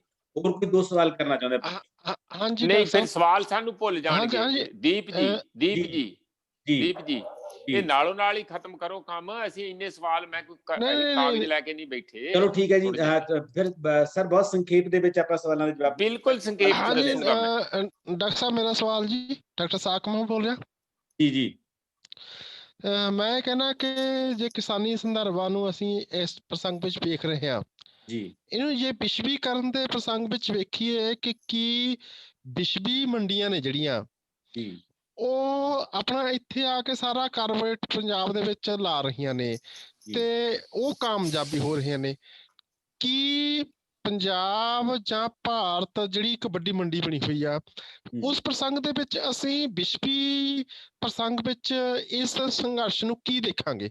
ਜਾਂ ਜੇ ਆਪਾਂ ਇਹ ਕਹਿ ਲਈਏ ਕਿ ਮੋਦੀ ਜਾਂ ਅੰਡਾਨੀ ਅੰਬਾਨੀ ਤੇ ਉਹਨੂੰ ਉਹੀ ਕਹਿ ਰਹੇ ਨੇ ਕਿਸਾਨੀ ਸੰਘਰਸ਼ ਵੀ ਕੀ ਉਹਨਾਂ ਦੇ ਪਿੱਛੇ ਜਿਹੜਾ ਵਿਸ਼ਵੀਕਰਨ ਹੈ, ਉਹ ਵਿਸ਼ਵੀਕਰਨ ਕੀ ਭੂਮਿਕਾ ਨਿਭਾ ਰਿਹਾ, ਉਹਦੇ ਸੰਬੰਧ ਵਿੱਚ ਮੈਂ ਡਾਕਟਰ ਸਾਹਿਬ ਹੋਰਾਂ ਨੂੰ ਪ੍ਰਸ਼ਨ ਕਰਾਂਗਾ। ਵਿਸ਼ਵੀਕਰਨ ਕੀ ਭੂਮਿਕਾ ਨਿਭਾ ਰਿਹਾ? ਠੀਕ ਹੈ, ਅਸੀਂ ਪਹਿਲਾਂ ਜਵਾਬ ਲੈਣੇ ਆ ਹੁਣ ਨਾਲੋਂ ਨਾਲ। ਪ੍ਰਸਨਜੀਤ ਸਿੰਘ ਸਰ, ਜਿਹੜੇ ਤੁਹਾਡੇ ਹਿੱਸੇ ਦੇ ਸਵਾਲ ਨੇ, ਤੁਸੀਂ ਉਹਨਾਂ ਦਾ ਜਵਾਬ ਦਿਓ, ਉਸ ਤੋਂ ਬਾਅਦ ਡਾਕਟਰ ਸੁਦੇਵ ਸਿੰਘ ਨੂੰ ਕਹਾਂਗੇ। ਪਲੀਜ਼ ਸੰਖੇਪ ਤਾਂ ਕਿ ਹੋਰ ਸਵਾਲ ਲੈ ਸਕੀਏ। ਹਾਂ, ਸੰਖੇਪ ਵਿੱਚ ਇਹ ਆ, ਪਹਿਲਾਂ ਉਹਨਾਂ ਨੇ ਨੌਜਵਾਨਾਂ ਦਾ ਸਵਾਲ ਰੱਖਿਆ। ਮੈਨੂੰ ਇਹ ਲੱਗਦਾ ਕਿ ਜਿਹੜੇ ਨੌਜਵਾਨ ਆ, ਕੋਈ ਵੀ ਜਿਹੜੀ ਰਾਜਨੀਤਿਕ ਚੇਤਨਾ ਵਾ, ਉਹ ਕਿਤੇ ਕਿਤਾਬਾਂ ਪੜ੍ਹਾ ਕੇ ਨਹੀਂ ਆਉਂਦੀ। ਇਹ ਜਿਹੜੀ ਸਿੱਖਿਆ ਜਿਹੜੀ ਹੁਣ ਉਹਨਾਂ ਨੂੰ ਰਾਜਨੀਤਿਕ ਚੇਤਨਾ ਹੁਣ ਪੈਦਾ ਹੋਣੀ ਆ ਕਿ ਯੂਨਿਟੀ ਦਾ ਅਰਥ ਕੀ ਆ, ਅਸੀਂ ਕਿੰਨੇ ਤਕੜੇ ਆ, ਅਸੀਂ ਕਿਉਂ ਕਮਜ਼ੋਰ ਰਹਿੰਦੇ ਆ, ਸਾਨੂੰ ਕੀ ਡਿਸਿਪਲਿਨ ਰੱਖਣਾ ਚਾਹੀਦਾ, ਔਰ ਕਿਵੇਂ ਲੜਾਈਆਂ ਲੜੀ ਦੀਆਂ, ਉਹਦੇ 'ਚ ਦਾਅ-ਪੇਚ ਗੱਲਾਂ ਕੀ ਹੁੰਦੀਆਂ, ਸੋਚ ਦਾ ਕੀ ਰੋਲ ਆ, ਜੋਸ਼ ਦਾ ਕੀ ਰੋਲ, ਇਹ ਸਾਰਾ ਪ੍ਰੈਕਟਿਸ 'ਚ ਉਤਰ ਕੇ ਹੀ ਐਕਸਪੈਰੀਮੈਂਟ 'ਚ ਕੀਤਾ ਜਾ ਸਕਦਾ ਹੁੰਦਾ। ਕਿਤਾਬਾਂ ਨਾਲ ਕਲਾਸਰੂਮ 'ਚ ਨਹੀਂ ਸਿੱਖਿਆ ਜਾ ਸਕਦਾ, ਨਾ ਕਿਸੇ ਨੂੰ ਸਿੱਖਿਆ ਦੇ ਕੇ ਇਹ ਟ੍ਰੇਨਿੰਗ ਹੁੰਦੀ ਹੈ। ਤੇ ਇਹਦੇ ਨਾਲ ਇੱਕ ਪੂਰਾ ਤੇਵਰ ਬਦਲ ਗਏ, ਮਾਹੌਲ ਬਦਲ ਗਿਆ, ਰੌਂ ਬਦਲ ਗਿਆ, ਔਰ ਨੌਜਵਾਨ ਉੱਥੇ ਬੜੀ ਵੱਡੀ ਪੱਧਰ ਤੇ ਆਪਣੇ ਤਜਰਬੇ 'ਚੋਂ ਤੇ ਹੋਸ਼ ਤੇ ਜੋਸ਼ ਨੂੰ ਜੋੜ ਕੇ ਸਿੱਖ ਰਹੇ ਆ। ਉਹਨਾਂ ਦੀ ਟ੍ਰੇਨਿੰਗ ਹੋ ਰਹੀ ਹੈ ਕਿ ਰਾਜਨੀਤੀ ਕੀ ਹੁੰਦੀ ਹੈ ਔਰ ਉਸ ਨੂੰ ਕਿਵੇਂ ਆਪਣੇ ਹੱਕ ਹਕੂਕ ਲਈ ਵਰਤਣਾ। ਨੰਬਰ 2, ਜਿਹੜਾ ਦਲਿਤਾਂ ਵਾਲਾ ਮਾਮਲਾ, ਉਹ ਬੜਾ ਵੱਡਾ ਮਾਮਲਾ। ਮੈਂ ਖੁਦ ਅੰਬੇਦਕਰ ਸੈਂਟਰ ਦਾ 10 ਸਾਲ ਡਾਇਰੈਕਟਰ ਰਿਹਾ ਆ, ਹੋਰ ਸੈਂਟਰ ਵੀ ਇੱਥੇ ਅਸੀਂ ਕੰਮ-ਕੁਮ ਕਰਦੇ ਰਹੇ ਹਾਂ। ਇਹ ਜਿਹੜਾ ਜਿਸ ਤਰੀਕੇ ਨਾਲ ਇਹ ਸਿੱਖਾਂ ਦੀ ਜਿਹੜੀ ਧੁਰਾ ਜਾਂ ਧਰਤੀ ਦੇ ਉੱਤੇ ਜਿੱਥੇ ਸਿੱਖੀ ਦੀ ਵਿਚਾਰਧਾਰਾ ਦੀ ਮੈਂ ਗੱਲ ਕਰਦਾ, ਉਸ ਦਾ ਜੋਸ਼ ਖਰੋਸ਼ ਹੋ ਕੇ ਟੁੱਟ ਜਾਣਾ ਚਾਹੀਦਾ ਸੀ ਜਾਤ ਪ੍ਰਸਤੀ ਦਾ, ਉਹ ਅਜੇ ਉਸ ਪੱਧਰ ਤੇ ਨਹੀਂ ਟੁੱਟਿਆ। ਭਾਵੇਂ ਉਹਨਾਂ ਤਿੱਖਾ ਨਾ ਹੋਵੇ, ਪਰ ਹੈਗਾ। ਉਹਦੀ ਪੂਰੀ ਗੱਲ ਮੈਂ ਸਹਿਮਤ ਹਾਂ ਜਿਹੜੇ ਸਾਡੇ ਰਵਿੰਦਰ ਹੁਣੀ ਸੀਗੇ ਕਿ ਇਸ ਦੀ ਅਜੇ ਬਹੁਤ ਇਸ ਪਾਸੇ ਹੋਰ ਤਵੱਜੋ ਦੇਣ ਦੀ ਲੋੜ ਹੈ। ਜਿੱਥੇ ਤੱਕ ਫ੍ਰੈਂਚ ਰੈਵੋਲੂਸ਼ਨ ਹੈ, ਮੈਂ ਉਹ ਸਾਰਾ 10 ਸਾਲ ਉੱਥੇ ਚੱਲਦਾ ਰਿਹਾ, ਗਲੀਆਂ ਦੇ ਵਿੱਚ ਕਿਵੇਂ ਲੋਕ ਸੀਗੇ, ਉਹ ਵੀ ਇੱਕ ਝਟਕੇ ਨਾਲ ਨਹੀਂ ਸੀ ਆਇਆ। ਜੇ ਸਾਡੇ ਦੇਸ਼ ਦੇ ਵਿੱਚ ਵੀ ਕੋਈ ਨਵੀਂ ਚੀਜ਼, ਨਵੀਂ ਰਾਜਨੀਤੀ, ਨਵੀਂ ਲੋਕਤੰਤਰ ਦਾ ਮਾਈਂਡ ਸੈਟ, ਲੋਕ ਸ਼ਕਤੀ ਦੀ ਇੱਕ ਪੂਜਾ ਹੋਣ ਦਾ ਇੱਕ ਨਵਾਂ ਮਾਹੌਲ ਬਣਨਾ, ਤੇ ਮੈਂ ਕਹਿੰਦਾ ਉਹਦੀ ਇਹ ਸ਼ੁਰੂਆਤ ਆ। ਕੋਈ ਰੈਵੋਲੂਸ਼ਨ ਨਹੀਂ ਆ ਗਿਆ, ਇਹ ਬਿਲਕੁਲ ਠੀਕ ਆ, ਉਹ ਤੇ ਬਹੁਤ ਵੱਡੀ ਗੱਲ। ਰੈਵੋਲੂਸ਼ਨ 'ਚ ਪੋਲੀਟੀਕਲ ਪਾਰਟੀ, ਇੱਕ ਆਰਗੇਨਾਈਜ਼ਡ ਸੋਚ, ਇੱਕ ਆਈਡੀਓਲੋਜੀ ਹੋਣਾ, ਸਾਰਾ ਕੁਝ ਬਹੁਤ ਜ਼ਰੂਰੀ ਹੈ। ਉਹ ਅਜੇ ਮਿਸਿੰਗ ਹੈ। ਪਰ ਜੋ ਮਾਹੌਲ ਪੈਦਾ ਦੇਸ਼ ਦੇ ਅੰਦਰ, ਥੈਂਕਸ ਟੂ ਮੋਦੀ ਵੰਸ ਅਗੇਨ, ਕਿ ਉਹਨਾਂ ਨੇ ਪੈਦਾ ਕਰਤਾ, ਉਹਦੇ ਹੋ ਸਕਦਾ ਇਹਦੇ ਬਹੁਤ ਦੂਰਗਾਮੀ ਚੰਗੇ ਸਿੱਟੇ ਵੀ ਨਿਕਲਣਗੇ। ਇਹ ਦੂਸਰਾ ਸਵਾਲ ਇਹਨਾਂ ਦਾ ਸੀਗਾ ਵਿਸ਼ਵੀਕਰਨ ਵਾਲਾ, ਉਹ ਬੜਾ ਸਾਫ਼ ਹੈਗਾ ਆ ਕਿ ਇਹਦੇ ਵਿੱਚ IMF, ਵਰਲਡ ਬੈਂਕ ਤੇ ਜਿਹੜੀਆਂ ਹੋਰ ਇਹੋ ਜਿਹੇ ਅਦਾਰੇ ਆ, ਉਹ ਲਗਾਤਾਰ ਬਾਂਹ ਮਰੋੜ ਰਹੇ ਸੀ, ਮਨਮੋਹਨ ਸਿੰਘ ਦੀ ਵੀ ਤੇ ਇਹਨਾਂ ਹੋਣ ਵਾਲਿਆਂ ਦੀ ਵੀ। ਉਹ ਸਾਰੇ ਇਸ ਗੱਲ ਲਈ ਹੈਗੇ ਕਿ ਆਪਣੇ ਫਾਰਮਰ ਨੂੰ ਤੁਸੀਂ ਕੁੱਟੋ, ਇੱਥੇ ਦੀ ਖੇਤੀ ਨੂੰ ਫੇਲ ਕਰੋ, ਉਹਨਾਂ ਨੂੰ ਗਰੀਬ ਕਰੋ, ਉਹ ਇੱਕ ਤੇ ਮਜ਼ਦੂਰ ਬਣ ਜਾਣ ਤਾਂ ਕਿ ਹੋਰ ਸਸਤੇ ਮਜ਼ਦੂਰ ਜਿਹੜੇ ਆ ਇਹ ਸਾਡੇ ਕਾਰਪੋਰੇਟਾਂ ਨੂੰ ਮਿਲਣ, ਗਲੋਬਲ ਕਾਰਪੋਰੇਟ ਜਿਹੜੇ ਇੱਥੇ ਇਨਵੈਸਟ ਕਰਨਗੇ ਉਹਨਾਂ ਨੂੰ ਹੋਰ ਸਸਤਾ ਮਜ਼ਦੂਰ ਮਿਲੇ। ਤੇ ਦੂਸਰਾ, ਜਿਹੜੀ ਮੰਡੀ ਨੂੰ ਆਪਣਾ, ਹੁਣ ਅਸੀਂ ਖੁਦ ਆਪਣਾ ਅਨਾਜ ਪੈਦਾ ਕਰਕੇ ਆਪਣੇ ਦੇਸ਼ ਨੂੰ ਖੁਸ਼ਹਾਲ ਕਰ ਰਹੇ ਹਾਂ, ਉਹ ਫੇਲ ਹੋ ਜਾਏ ਤੇ ਬਾਹਰਲੀ ਆਸਟ੍ਰੇਲੀਆ ਦੀ, ਅਮਰੀਕਾ ਦੀ ਹੋਰ ਕਣਕ ਤੇ ਅਨਾਜ ਲਈ ਇੱਥੇ ਮੰਡੀ ਬਣੇ। ਇਹ ਦੋ ਉਹਨਾਂ ਦੇ ਮਕਸਦ ਹੈ ਜੀ। ਡਾਕਟਰ ਸੁਦੇਵ ਸਿੰਘ ਜੀ ਦੋ ਗੱਲਾਂ ਮੈਂ ਬੜੀਆਂ ਸਪਸ਼ਟ ਕਰਦੇ ਹਾਂ। ਪਹਿਲੀ ਗੱਲ ਕਿ ਜੇ ਇਹ ਸਰਕਾਰ ਇਹ ਤਿੰਨੇ ਕਾਲੇ ਕਾਨੂੰਨ, ਖੇਤੀ ਕਾਨੂੰਨ ਵਾਪਸ ਲੈ ਲੈਂਦੀ ਆ ਜਾਂ ਬਿਜਲੀ ਸੋਧ ਬਿੱਲ ਵਾਪਸ ਲੈ ਵੀ ਲੈਂਦੀ ਆ, ਤਾਂ ਇਹਦੇ ਨਾਲ ਕਿਸਾਨ ਦਾ ਸੰਕਟ ਹੱਲ ਨਹੀਂ ਹੋ ਜਾਣਾ, ਸਥਿਤੀ ਬਦਲ ਨਹੀਂ ਜਾਣੀ। ਸਥਿਤੀ ਉਹੀ ਹੋਏਗੀ ਜਿਹੜੀ ਜੂਨ ਤੋਂ ਪਹਿਲਾਂ ਸੀ। ਜੀ, ਫਰਕ ਇਹੀ ਹੋਏਗਾ ਨਾ ਕਿ ਜੋ ਸਥਿਤੀ ਕਿਸਾਨ ਦੀ ਜੂਨ ਤੋਂ ਪਹਿਲਾਂ ਸੀ, ਉਹੀ ਬਦਹਾਲੀ ਕਿਸਾਨ ਦੀ ਰਹੇਗੀ। ਇਹ ਕਿਸਾਨ ਦੀ ਬਦਹਾਲੀ ਤਾਂ ਹੀ ਦੂਰ ਹੋ ਸਕਦੀ ਆ ਜੇ ਕੇਂਦਰ ਦੀ ਸਰਕਾਰ, ਪੰਜਾਬ ਦੀ ਸਰਕਾਰ ਤੇ ਪੰਜਾਬ ਦੇ ਕਿਸਾਨ ਇਸ ਗੱਲ ਨੂੰ ਸਮਝ ਲੈਣ ਕਿ ਇਸ ਖੇਤੀ ਦੇ ਮੌਜੂਦਾ ਖੇਤੀ ਦੇ ਮਾਡਲ ਦਾ ਕੋਈ ਬਦਲਵਾਂ ਖੇਤੀ ਮਾਡਲ ਲੱਭਣਾ ਪਏਗਾ ਜਿਹੜਾ ਵਧੇਰੇ ਕਿਸਾਨ ਪੱਖੀ ਹੋਵੇ, ਜਿਹੜਾ ਕਾਰਪੋਰੇਟ ਦੇ ਡਿਜ਼ਾਈਨ ਦੇ ਅਨੁਸਾਰ ਨਾ ਹੋਵੇ। ਦੂਜੀ ਗੱਲ, ਹਰੀ ਕ੍ਰਾਂਤੀ ਤੋਂ ਸਾਨੂੰ ਇੱਕ ਸਬਕ ਸਿੱਖ ਲੈਣਾ ਚਾਹੀਦਾ ਆ ਕਿ ਹਰੀ ਕ੍ਰਾਂਤੀ ਨੇ ਜਿੱਥੇ ਪੰਜਾਬ ਦੇ ਵੱਡੇ ਕਿਸਾਨ ਨੂੰ ਜ਼ਿਆਦਾ ਰਾਹਤ ਦਿੱਤੀ, ਸੀਮਾਂਤ ਕਿਸਾਨ ਨੂੰ ਥੋੜੀ ਦੇਰ ਤੱਕ ਰਾਹਤ ਦਿੱਤੀ, ਉਸ ਹਰੀ ਕ੍ਰਾਂਤੀ ਨੇ ਪੰਜਾਬ ਦੀ ਇਕੋਲੋਜੀ ਨੂੰ ਵਿਗਾੜਿਆ। ਪੰਜਾਬ ਦਾ ਪਾਣੀ ਨੀਵਾਂ ਗਿਆ, ਪੰਜਾਬ ਦੀਆਂ ਪੈਸਟੀਸਾਈਡਸ ਨੇ, ਪੰਜਾਬ ਦੀਆਂ ਰਸਾਇਣਕ ਖਾਦਾਂ ਦੀ ਅੰਨੀ ਵਰਤੋਂ ਨੇ ਵੱਧ ਝਾੜ ਤੇ ਵੱਧ ਮੁਨਾਫਾ ਲੈਣ ਦੀ ਹੋੜ ਦੇ ਵਿੱਚ ਅਸੀਂ ਪੰਜਾਬ ਦੀ ਜ਼ਮੀਨ ਦੀ ਸਿਹਤ ਖਰਾਬ ਕੀਤੀ ਆ। ਅੱਜ ਨਤੀਜਾ ਕੀ ਆ ਕਿ ਮਾਲਵਾ ਖਿੱਤਾ ਜਿਹੜਾ ਸਾਰੇ ਦਾ ਸਾਰਾ ਉਹ ਸ਼ਿਕਾਰ ਹੋ ਰਿਹਾ ਕੈਂਸਰ ਦਾ। ਇਹ ਦੁਨੀਆ ਤੇ ਹਮੇਸ਼ਾ ਇਹੀ ਹੋਇਆ ਕਿ ਜਿੱਥੇ ਜਿੱਥੇ ਕਾਰਪੋਰੇਟ ਸੰਸਾਰ ਨੇ ਵੱਧ ਮੁਨਾਫੇ ਲਈ ਇਸ ਤਰ੍ਹਾਂ ਦੇ ਲੋਕਾਂ ਨੂੰ ਪ੍ਰਲੋਭਨ ਦਿੱਤੇ ਆ, ਖਾਦਾਂ ਦੀ ਵਰਤੋਂ, ਰਸਾਇਣਾਂ ਦੀ ਵਰਤੋਂ, ਪਾਣੀ ਦੀ ਦੁਰਵਰਤੋਂ, ਉੱਥੇ ਨਾਲ ਨਾਲ ਇਕੋਲੋਜੀ ਵਿੱਚ ਵੀ ਵਿਗਾੜ ਪੈਦਾ ਹੋਏ। ਇਹਦੇ ਨਾਲ ਹੋਰ ਵੀ ਗੱਲ ਕਰਦੇ ਹਾਂ ਮਜ਼ਦੂਰਾਂ ਬਾਰੇ। ਮਜ਼ਦੂਰਾਂ ਬਾਰੇ ਕਿਸਾਨ ਦਾ ਜਿਹੜਾ ਦ੍ਰਿਸ਼ਟੀ ਉਹ ਇੱਕਦਮ ਨਹੀਂ ਬਦਲ ਜਾਣੀ। ਅੱਜ ਅਜੇ ਜੂਨ ਤੋਂ ਪਹਿਲਾਂ ਕਰੋਨਾ ਦੇ ਦੌਰਾਨ ਇਹਨਾਂ ਹੀ ਪੰਜਾਬ ਦੇ ਕਿਸਾਨਾਂ ਨੇ, ਪੰਜਾਬ ਦੀਆਂ ਪੰਚਾਇਤਾਂ ਨੇ ਜਿਹੜੀਆਂ ਕਿਸਾਨਾਂ ਦੁਆਰਾ ਡੋਮੀਨੇਟਡ ਨੇ, ਉਹਨਾਂ ਨੇ ਇਹ ਮਤੇ ਪਾਏ ਕਿ ਮਜ਼ਦੂਰਾਂ ਨੂੰ ਘੱਟ ਇਜਰਤ ਦੇਣੀ ਆ। ਝੋਨਾ ਲਾਉਣ ਲਈ ਮਜ਼ਦੂਰ ਨਹੀਂ ਸੀ ਮਿਲਦੇ, ਮਜ਼ਦੂਰ ਆਪਣਾ ਹੱਕ ਮੰਗਦੇ ਸੀ ਤੇ ਕਿਸਾਨ ਪਿੰਡਾਂ ਦੀਆਂ ਪੰਚਾਇਤਾਂ ਜਿਹੜੀਆਂ ਮੈਂ ਸਮਝਦਾ ਕਿ ਜਿਨ੍ਹਾਂ 'ਚ ਕਿਸਾਨਾਂ ਦੀ ਟੁੱਟੀ ਬੋਲਦੀ ਆ, ਉਹ ਇਹ ਫੈਸਲੇ ਕਰ ਰਹੇ ਸੀਗੇ ਕਿ ਇਹਨਾਂ ਮਜ਼ਦੂਰਾਂ ਨੂੰ ਬਣਦਾ ਰੇਟ ਜਾਂ ਇਸ ਰੇਟ ਤੋਂ ਵੱਧ ਰੇਟ ਨਹੀਂ ਦੇਣਾ। ਇਹ ਸਾਡੀਆਂ ਇਨਰ ਕੰਟਰਾਡਿਕਸ਼ਨਸ ਨੇ। ਪੰਜਾਬ ਦੀ ਖੇਤੀ ਆਰਥਿਕਤਾ ਦੀਆਂ ਬਹੁਤ ਸਾਰੀਆਂ ਇਨਰ ਕੰਟਰਾਡਿਕਸ਼ਨਸ ਨੇ ਜਿਨ੍ਹਾਂ ਨੂੰ ਸਮਝਣ ਦੀ ਲੋੜ ਆ ਜੀ। ਪਰ ਇਹਦੇ ਨਾਲ ਨਾਲ ਇੱਕ ਹੋਰ ਮਸਲਾ ਵੀ ਆ। ਪੰਜਾਬ ਦਾ ਜਿਹੜਾ ਖੇਤ ਮਜ਼ਦੂਰ ਆ ਪਿਛਲੇ 5-6 ਸਾਲ ਤੋਂ ਸ਼ਾਮਲਾਟ ਜ਼ਮੀਨਾਂ ਵਿੱਚੋਂ ਆਪਣਾ ਹਿੱਸਾ ਮੰਗਦਾ। ਕਿਉਂ ਮੰਗ ਰਿਹਾ? ਬਿਲਕੁਲ। ਅੱਜ ਤੋਂ 10 ਸਾਲ ਪਹਿਲਾਂ ਤੱਕ ਪੰਜਾਬ ਦਾ ਜਿਹੜਾ ਖੇਤ ਮਜ਼ਦੂਰ ਸੀ ਉਹਨੂੰ ਰੁਜ਼ਗਾਰ ਵੱਧ ਦਿਨ ਮਿਲ ਜਾਂਦਾ ਸੀ। ਉਹ ਖੇਤਾਂ ਚੋਂ ਪੱਠੇ ਲੈ ਆਉਂਦਾ ਸੀ, ਘਾਹ ਖੋਦ ਜਾਂਦਾ ਸੀ, ਇੱਕ ਡੰਗਰ ਰੱਖ ਲੈਂਦਾ ਸੀ, ਗੁਜ਼ਾਰਾ ਚੱਲਦਾ ਸੀ। ਅੱਜ ਜਦੋਂ ਇਹ ਸਾਰਾ ਕੁਝ ਖੇਤੀ ਇੰਨੀ ਮਾਡਰਨਾਈਜ਼ ਹੋ ਗਈ ਆ ਔਰ ਕੰਮ ਦੇ ਦਿਨ ਇੰਨੇ ਘਟ ਗਏ ਆ ਕਿ ਅੱਜ ਜਦੋਂ ਮਜ਼ਦੂਰ ਕਿਸਾਨ ਦੇ ਖੇਤ ਵਿੱਚੋਂ ਘਾਹ ਪੱਠੇ ਦਾ ਦੂਰ ਦੀ ਗੱਲ, 4 ਗੰਦਲਾਂ ਸਾਗ ਦੀਆਂ ਨਹੀਂ ਲਿਆ ਸਕਦਾ, ਤਾਂ ਉਸ ਸਮੇਂ ਪੰਜਾਬ ਦੇ ਖੇਤ ਮਜ਼ਦੂਰਾਂ ਦਾ ਖੇਤੀ ਤੇ ਆਧਾਰਿਤ ਪੰਜਾਬ ਦਾ ਖੇਤ ਦਲਤ ਮਜ਼ਦੂਰ ਸੀ, ਉਹਦਾ ਇਹ ਮੰਗ ਕਰਨਾ ਬੜਾ ਸੁਭਾਵਿਕ ਸੀ ਕਿ ਪਿੰਡ ਦੀ ਸ਼ਾਮਲਾਟ ਵਿੱਚੋਂ ਮੈਨੂੰ ਬਣਦਾ ਹਿੱਸਾ ਦਿੱਤਾ ਜਾਵੇ। ਤੋਂ ਮੈਂ ਨਹੀਂ ਕਹਿੰਦਾ ਕਿ ਪੰਜਾਬ ਦੀ ਕਿਸਾਨੀ ਦਾ ਤੇ ਪੰਜਾਬ ਦੇ ਦਲਤ ਕਿਰਤੀਆਂ ਦਾ ਕੋਈ ਆਪਸ ਵਿੱਚ ਤਣਾਅ ਨਹੀਂ, ਤਣਾਅ ਹੈ, ਪਰ ਇਸ ਤਣਾਅ ਨੂੰ ਕਿਸਾਨ ਯੂਨੀਅਨਾਂ ਨੂੰ ਤੇ ਸਾਡੇ ਬੁੱਧੀਜੀਵੀਆਂ ਨੂੰ ਸਮਝਣਾ ਤੇ ਸਮਝਾਉਣਾ ਚਾਹੀਦਾ ਹੈ। ਇਹਦੇ ਨਾਲ ਹੀ ਇੱਕ ਗੱਲ ਮੈਂ ਹੋਰ ਜੋੜ ਦਿਆਂ ਕਿ ਜੇ ਖੇਤੀ ਬਿੱਲ ਵਾਪਸ ਵੀ ਹੋ ਜਾਂਦੇ ਆ, ਮੰਡੀਕਰਨ ਰਹਿ ਵੀ ਜਾਂਦਾ ਆ, MSP ਰਹਿ ਵੀ ਜਾਂਦੀ ਆ, ਫਿਰ ਵੀ ਸਾਨੂੰ ਸਰਕਾਰ ਦੀਆਂ ਬਹੁਤ ਸਾਰੀਆਂ ਚਾਲਾਂ ਤੋਂ ਬਚਣ ਦੀ ਲੋੜ ਆ। ਅੱਜ ਇੱਕ ਪਾਸੇ ਸਾਡੀ ਸਰਕਾਰ ਖੁਦ ਕਹਿ ਰਹੀ ਆ ਕਿ ਕੁਪੋਸ਼ਣ ਨਾਲ ਬੱਚੇ ਮਰ ਰਹੇ ਨੇ, ਮੈਲ ਨਿਊਟ੍ਰੀਸ਼ਨ ਨਾਲ ਬੱਚੇ ਮਰ ਰਹੇ ਨੇ, ਲੋਕਾਂ ਨੂੰ ਢਿੱਡ ਭਰ ਕੇ ਰੋਟੀ ਨਹੀਂ ਮਿਲਦੀ। ਉਹ ਸਰਕਾਰ ਦੇ ਅੰਕੜੇ ਕਹਿੰਦੇ, ਸਰਕਾਰ ਦੇ ਬਣਾਏ ਕਮਿਸ਼ਨ ਕਹਿ ਰਹੇ ਆ, ਤੇ ਦੂਜੇ ਪਾਸੇ ਸਰਕਾਰ ਦੇ ਬਣਾਏ ਇਹ ਕਮਿਸ਼ਨ ਇਹ ਕਹਿ ਰਹੇ ਆ ਕਿ ਸਾਡੇ ਕੋਲ ਤਾਂ ਅਨਾਜ ਵਾਧੂ ਆ, ਸਾਨੂੰ ਤਾਂ ਕਣਕ ਝੋਨੇ ਦੀ ਲੋੜ ਹੀ ਨਹੀਂ। ਸਰਕਾਰ ਦੇ ਅੰਕੜੇ ਨੇ ਕਿ ਸਾਨੂੰ 31 ਲੱਖ ਮਿਲੀਅਨ ਟਨ ਚਾਹੀਦਾ ਤੇ ਸਾਡੇ ਕੋਲ ਤਾਂ 90 ਲੱਖ ਮਿਲੀਅਨ ਟਨ। ਦੇਖੋ ਕਿਸ ਕਿਸਮ ਦਾ ਦੁਸ਼ਪ੍ਰਚਾਰ ਕਰਦੀ ਆ ਸਰਕਾਰ, ਕਿਸ ਕਿਸਮ ਦੀ ਭਰਮ ਫੈਲਾਉਂਦੀ ਆ ਸਰਕਾਰ। ਇਹ ਕਹਿ ਰਹੀ ਆ, ਸਰਕਾਰ ਦੇ ਬਣਾਏ ਕਮਿਸ਼ਨ ਕਹਿ ਰਹੇ ਆ ਕਿ ਕੁਪੋਸ਼ਣ ਨਾਲ ਬੱਚੇ ਮਰ ਰਹੇ ਨੇ, ਢਿੱਡ ਭਰ ਕੇ ਰੋਟੀ ਨਹੀਂ ਮਿਲਦੀ, ਇਹਦੇ ਤੇ ਕਮਿਸ਼ਨ ਬਣਦੇ ਨੇ। ਔਰ ਦੂਜੇ ਪਾਸੇ ਸਰਕਾਰ ਦੇ ਹੀ ਜਿਹੜੇ ਐਗਰੀਕਲਚਰ ਨਾਲ ਸੰਬੰਧਿਤ ਕਮਿਸ਼ਨ ਆ ਉਹ ਇਹ ਕਹਿ ਰਹੇ ਨੇ ਸਾਡੇ ਕੋਲ ਅਨਾਜ ਵਾਧੂ ਆ, ਸਾਨੂੰ ਵਾਧੂ ਅਨਾਜ ਦੀ ਲੋੜ ਹੀ ਨਹੀਂ ਜੀ। ਸੋ ਕਿਸਾਨਾਂ ਨੂੰ ਇਹ ਡਰਾਵਾ ਦਿੱਤਾ ਜਾ ਰਿਹਾ। ਇਹ ਸਾਰੀਆਂ ਗੱਲਾਂ ਮੈਂ ਸਮਝਦਾ ਕਿ ਕਿਸਾਨਾਂ ਦਾ ਕੇਵਲ ਡੰਡੇ ਨਾਲ ਨਹੀਂ ਸਰਨਾ, ਇਕੱਠ ਕਰਕੇ ਦਿੱਲੀ ਦੀ ਨਾਕਾਬੰਦੀ ਕਰਕੇ ਹਲਾ ਕਰਕੇ ਕਿਸਾਨਾਂ ਦੇ ਮਸਲੇ ਹੱਲ ਨਹੀਂ ਹੋ ਜਾਣੇ। ਸਾਨੂੰ ਬਦਲਵੇਂ ਖੇਤੀ ਪ੍ਰਬੰਧ ਲੱਭਣੇ ਪੈਣਗੇ ਤੇ ਨਾਲ ਦੀ ਨਾਲ ਪੰਜਾਬ ਦੇ ਕਿਸਾਨ ਨੂੰ ਇਹਨਾਂ ਕਾਰਪੋਰੇਟ ਘਰਾਣਿਆਂ ਦੀਆਂ ਨਵੀਆਂ ਆਰਥਿਕ ਨੀਤੀਆਂ ਦੇ ਖਿਲਾਫ ਸਚੇਤ ਹੋ ਕੇ ਲੜਨਾ ਪਏਗਾ। ਰਹੀ ਗੱਲ ਨੌਜਵਾਨਾਂ ਦੀ, ਮਨਜੀਤ ਜੀ ਨੇ ਸੰਕੇਤ ਕਰ ਦਿੱਤਾ, ਪੰਜਾਬ ਦਾ ਨੌਜਵਾਨ ਅੱਜ ਤੋਂ 6 ਮਹੀਨੇ ਸਾਨੂੰ ਪਹਿਲਾਂ ਪਤਾ ਲੱਗਦਾ ਸੀ ਕਿ ਸਾਡਾ ਪੰਜਾਬ ਦਾ ਨੌਜਵਾਨ ਇੰਟਰਨੈਟ ਨੂੰ ਇੱਕ ਲਿਓਰਮੈਂਟ ਦੇ ਤੌਰ ਤੇ ਲੈ ਰਿਹਾ। ਪਿਛਲੀ ਇਲੈਕਸ਼ਨ 'ਚ ਕੈਪਟਨ ਅਮਰਿੰਦਰ ਸਿੰਘ ਕਹਿ ਰਹੇ ਨੇ ਕਿ ਬੱਚਿਆਂ ਨੂੰ ਸਮਾਰਟਫੋਨ ਦਿੱਤੇ ਜਾਣਗੇ ਤੇ ਮੋਦੀ ਸਾਹਿਬ ਕਹਿ ਰਹੇ ਨੇ ਕਿ ਜੀਓ ਦੇ ਕਨੈਕਸ਼ਨ ਮੁਫਤ ਦਿੱਤੇ ਜਾਣਗੇ। ਇਹ ਸਾਡੇ ਨੌਜਵਾਨ ਨੂੰ ਉਲਝਾ ਕੇ ਦਰ ਰਹੇ ਸੀ, ਸਾਡੇ ਨੌਜਵਾਨ ਨੂੰ ਬਾਜ਼ਾਰ ਦੀਆਂ ਲਿਓਰਮੈਂਟਾਂ ਦੇ ਰਹੇ ਸੀ, ਸਾਡੇ ਨੌਜਵਾਨ ਨੂੰ ਇਹਨਾਂ ਨੇ ਤੋੜ ਦਿੱਤਾ ਸਮਾਜ ਨਾਲੋਂ। ਇਹ ਜਿਹੜੀ ਨਵੀਂ ਸਿੱਖਿਆ ਨੀਤੀ ਵੱਲ ਵੀ ਆਪਾਂ ਅੱਜ ਆਉਂਗਾ ਮੈਂ ਇੱਕ ਮਿੰਟ ਲਈ, ਕਿ ਨਵੀਂ ਸਿੱਖਿਆ ਨੀਤੀ ਵੀ ਇਹਨਾਂ ਨੇ ਇਸ ਤਰ੍ਹਾਂ ਡਿਜ਼ਾਈਨ ਕੀਤੀ ਆ ਕਿ ਹੁਣ ਕੇਵਲ ਟੈਕਨੀਕਲ ਕਾਮੇ ਪੈਦਾ ਕੀਤੇ ਜਾਣ, ਉਹ ਟੈਕਨੀਕਲ ਕਾਮੇ ਜਿਹੜੇ ਕਾਰਪੋਰੇਟ ਦੀਆਂ ਵੱਡੀਆਂ ਕਾਰਪੋਰੇਸ਼ਨਾਂ ਦਾ ਢਿੱਡ ਭਰਨ। ਅੱਜ ਇਹਨਾਂ ਨੇ ਸਾਡੇ ਨੌਜਵਾਨਾਂ ਨੂੰ ਉਸ ਸਿੱਖਿਆ ਤੋਂ, ਉਸ ਗਿਆਨ ਤੋਂ ਵੰਚਿਤ ਕਰਨ ਦੀ ਕੋਸ਼ਿਸ਼ ਕੀਤੀ ਆ ਜਿਹੜਾ ਗਿਆਨ ਮਨੁੱਖ ਨੂੰ ਮਨੁੱਖ ਬਣਾਉਂਦਾ ਆ।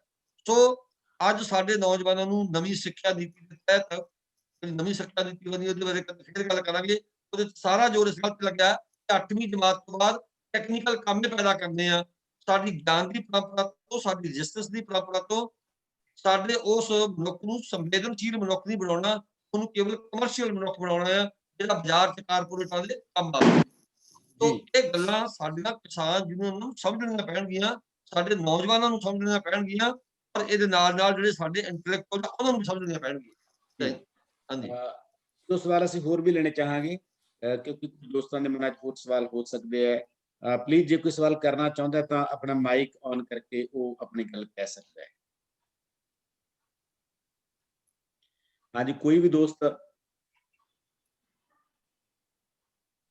ਹਾਂਜੀ ਦਿਆਲ ਜੀ, ਹਾਂ ਪਲੀਜ਼ ਬੋਲੋ ਪਲੀਜ਼, ਸਵਾਗਤ ਹੈ ਤੁਹਾਡਾ ਪਹਿਲਾਂ ਤਾਂ ਬਹੁਤ ਬਹੁਤ। ਮਾਈਕ ਆਪਣਾ ਤੁਹਾਡਾ ਮਾਈਕ ਮਿਊਟ ਕੀਤਾ ਹੋਇਆ ਸਰ, ਇਹਨੂੰ ਅਨਮਿਊਟ ਕਰ ਲਓ। ਹਾਂਜੀ, ਮੈਂ ਪਹਿਲਾਂ ਦੱਸਾਂ, ਨਾਮ ਮੇਰਾ ਦਿਆਲ ਵਾਗੜੀ, ਮੈਂ ਇੰਡੀਅਨ ਵਰਕਰ ਐਸੋਸੀਏਸ਼ਨ ਦਾ ਨੈਸ਼ਨਲ ਪ੍ਰਧਾਨ ਆ। ਇੱਕ ਤਾਂ ਤੁਹਾਡਾ ਸਾਰਿਆਂ ਦਾ ਬੜਾ ਧੰਨਵਾਦ। ਦੂਸਰੀ ਗੱਲ ਇਹ ਕਿ ਇੰਡੀਅਨ ਵਰਕਰ ਐਸੋਸੀਏਸ਼ਨ 1938 ਦੇ ਵਿੱਚ ਬਣੀ ਸੀ। ਹੈਰਾਨੀ ਦੀ ਗੱਲ ਆ, ਪ੍ਰਾਈਡ ਦੀ ਗੱਲ ਵੀ ਹੈ ਵੀ ਉਸ ਟਾਈਮ ਦੇ ਉੱਤੇ ਇਸ ਜਥੇਬੰਦੀ ਦਾ ਨਾਂ ਉਹਨਾਂ ਨੇ ਮਜ਼ਦੂਰ ਸਭਾ ਰੱਖਿਆ, ਵਰਕਰ ਐਸੋਸੀਏਸ਼ਨ। ਦੂਜੀ ਅੱਜ ਗੱਲ ਹੋ ਰਹੀ ਆ ਮਜ਼ਦੂਰ ਦੀ ਤੇ ਕਿਸਾਨ ਦੀ ਏਕਤਾ ਦੀ।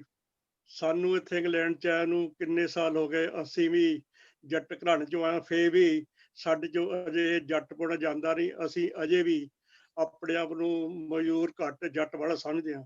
ਇਸ ਕਰਕੇ ਇਹ ਜੱਟ ਤੋਂ ਮਜ਼ਦੂਰ ਦੀ ਇਹਦੀ ਜਿਹੜੀ ਸਾਂਝ ਹੈ ਇਹ ਬੜੀ ਪਰਸਪਰ ਹੈ, ਇਹਦੇ ਤੇ ਟਾਈਮ ਲਈ ਐਡੀ ਛੇਤੀ ਗੱਲ ਨਹੀਂ ਬਣਨੀ।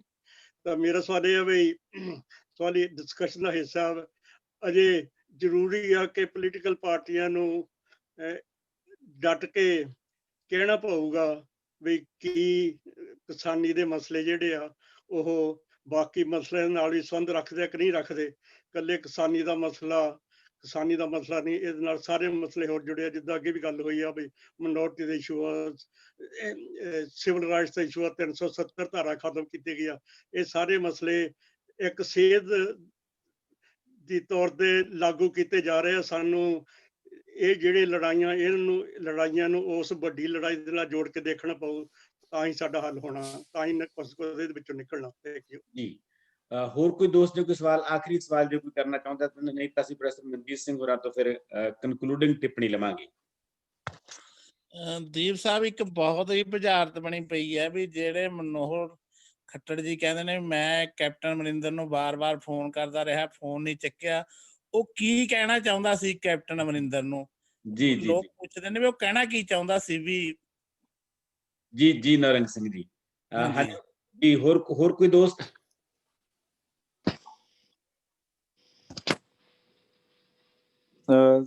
ਸਤਿ ਸ਼੍ਰੀ ਅਕਾਲ ਜੀ। ਹਾਂਜੀ, ਮੇਰਾ ਸਵਾਲ ਪ੍ਰੋਫੈਸਰ ਮਨਜੀਤ ਸਰ ਹੁਣਾਂ ਨੂੰ ਆ, ਜਿਹੜੇ ਕਿ ਹਮੇਸ਼ਾ ਹੀ ਬੜੇ ਤਰਕ ਨਾਲ ਗੱਲ ਕਰਦੇ ਨੇ। ਹਾਂਜੀ ਨਵਦੀਪ, ਤੁਹਾਡਾ ਅੱਜ ਵੀ ਉਹਨਾਂ ਨੇ ਕਾਫੀ ਤਰਕ ਨਾਲ ਗੱਲਾਂ ਕੀਤੀਆਂ ਨੇ ਜੀ। ਮੈਨੂੰ ਲੱਗਦਾ ਹੈ ਕਿ ਜਦੋਂ ਡੈਮੋਕ੍ਰੇਸੀ ਦੀ ਗੱਲ ਹੁੰਦੀ ਹੈ ਤੇ ਡੈਮੋਕ੍ਰੇਸੀ 'ਚ ਹੁੰਦਾ ਕਿ ਲੋਕਾਂ ਦਾ ਬਲ ਹੋਵੇ ਤੇ ਲੋਕਾਂ ਵਾਸਤੇ ਹੋਵੇ। ਤੇ ਮੈਨੂੰ ਲੱਗਦਾ ਕਿ ਸੈਂਟਰ ਸ਼ਾਇਦ ਇਸ ਕਰਕੇ ਵੀ ਭੁਲੇਖੇ ਵਿੱਚ ਹੈ ਕਿ ਚਲੋ ਉਹਨੂੰ ਪੰਜਾਬ ਦੀ ਲੋੜ ਹੀ ਨਹੀਂ ਹੈ, ਕਿਉਂਕਿ ਸਾਰੀਆਂ 13 ਸੀਟਾਂ ਨੇ। ਤੇ ਸ਼ਾਇਦ ਉਹਨਾਂ ਦੀ ਐਕਸਪੈਕਟੇਸ਼ਨ ਵੀ ਐਵੇਂ ਦੀ ਨਹੀਂ ਸੀ ਸ਼ਾਇਦ ਕਿ ਪੰਜਾਬ ਦੇ ਲੋਕ ਜਿਨ੍ਹਾਂ ਦੀ ਇਹ ਪ੍ਰਭਾਵ ਖਾਸ ਕਰਕੇ ਜਿਹੜਾ ਮੀਡੀਆ ਵੱਲੋਂ ਦਿੱਤਾ ਗਿਆ ਜਾਂ ਸਾਡੀ ਵੀ ਧਾਰਨਾ ਬਣ ਗਈ ਕਿ ਇਹ ਲੋਕ ਜਿਹੜੇ ਆ ਇਹ ਹੁਣ ਕ੍ਰਾਂਤੀਕਾਰੀ ਨਹੀਂ ਰਹੇ, ਇਹਨਾਂ ਦਾ ਸਾਰਾ ਕੁਝ ਖਤਮ ਹੋ ਚੁੱਕਾ। ਤੇ ਸ਼ਾਇਦ ਉਹਨਾਂ ਦੀ ਜਿਹੜੀ ਐਕਸਪੈਕਟੇਸ਼ਨ ਉਹਦੇ ਉਲਟ ਆ ਸਾਰਾ ਕੁਝ ਹੋਇਆ। ਤੇ ਮੇਰਾ ਪ੍ਰੋਫੈਸਰ ਮਨਜੀਤ ਸਿੰਘ ਜੀ ਨੂੰ ਇਹੋ ਹੀ ਸਵਾਲ ਹੈ ਕਿ ਕੀ ਜਿਹੜੀਆਂ ਸਰਕਾਰਾਂ ਨੇ ਜੇ ਲੋਕਾਂ ਨੂੰ ਚੁਣੀਆਂ ਜਾਂਦੀਆਂ ਨੇ, ਤੇ ਜੇ ਉੱਥੇ ਉਹਨਾਂ ਦੀ ਜਿਹੜੀ ਕਹਿ ਸਕਦੇ ਆਪਾਂ ਕਿ 13 ਸੀਟਾਂ ਪੰਜਾਬ ਦੇ ਹਿੱਸੇ ਹੁੰਦੀਆਂ ਸੀ, ਤੇ ਜੇ ਉਹਨਾਂ ਨੂੰ ਇਹ ਪ੍ਰਭਾਵ ਦਿੱਤਾ ਗਿਆ ਕਿ ਪੰਜਾਬ ਦੀ ਸਾਨੂੰ ਲੋੜ ਹੀ ਨਹੀਂ ਹੈ, ਤੇ ਆਉਣ ਵਾਲੇ ਸਮੇਂ ਵਿੱਚ ਵੀ ਕਿਤੇ ਨਾ ਕਿਤੇ ਠੀਕ ਹੈ ਅਸੀਂ ਇਹ ਲੜਾਈ ਜਿੱਤ ਵੀ ਸਕਦੇ ਹਾਂ, ਜਿਵੇਂ ਡਾਕਟਰ ਸਾਹਿਬ ਸਿਰਸਾ ਜੀ ਨੇ ਕਿਹਾ ਹੈ। ਪਰ ਆਉਣ ਵਾਲੇ ਸਮੇਂ ਦੇ ਵਿੱਚ ਤੇ ਕਿਤੇ ਨਾ ਕਿਤੇ ਜਿਵੇਂ ਸਰਕਾਰ ਵੱਲੋਂ ਪ੍ਰਭਾਵ ਦਿੱਤਾ ਜਾ ਰਿਹਾ ਕਿ ਚਲੋ ਕੋਈ ਗੱਲ ਨਹੀਂ, ਪੰਜਾਬ ਤੋਂ ਬਿਨਾਂ ਵੀ ਸਾਡਾ ਸਰਦਾ। ਜਾਂ ਇੱਕ ਚੀਜ਼ ਹੋਰ ਵੀ ਹੈ ਜਿਹੜੀ ਘਾਤਕ ਹੈ ਕਿ ਚਾਹੇ ਆਪਾਂ ਨੂੰ ਲੱਗਦਾ ਕਿ ਮੋਦੀ ਸਾਹਿਬ ਨੇ ਸਰਕਾਰ ਨੇ ਬੜੇ ਜਿੰਨੇ ਵੀ ਡਿਸੀਜਨ ਲਏ ਨੇ ਸਾਰੇ ਖਤਰਨਾਕ ਡਿਸੀਜਨ ਰਹੇ ਆ, ਨੋਟਬੰਦੀ ਤੋਂ ਲੈ ਕੇ।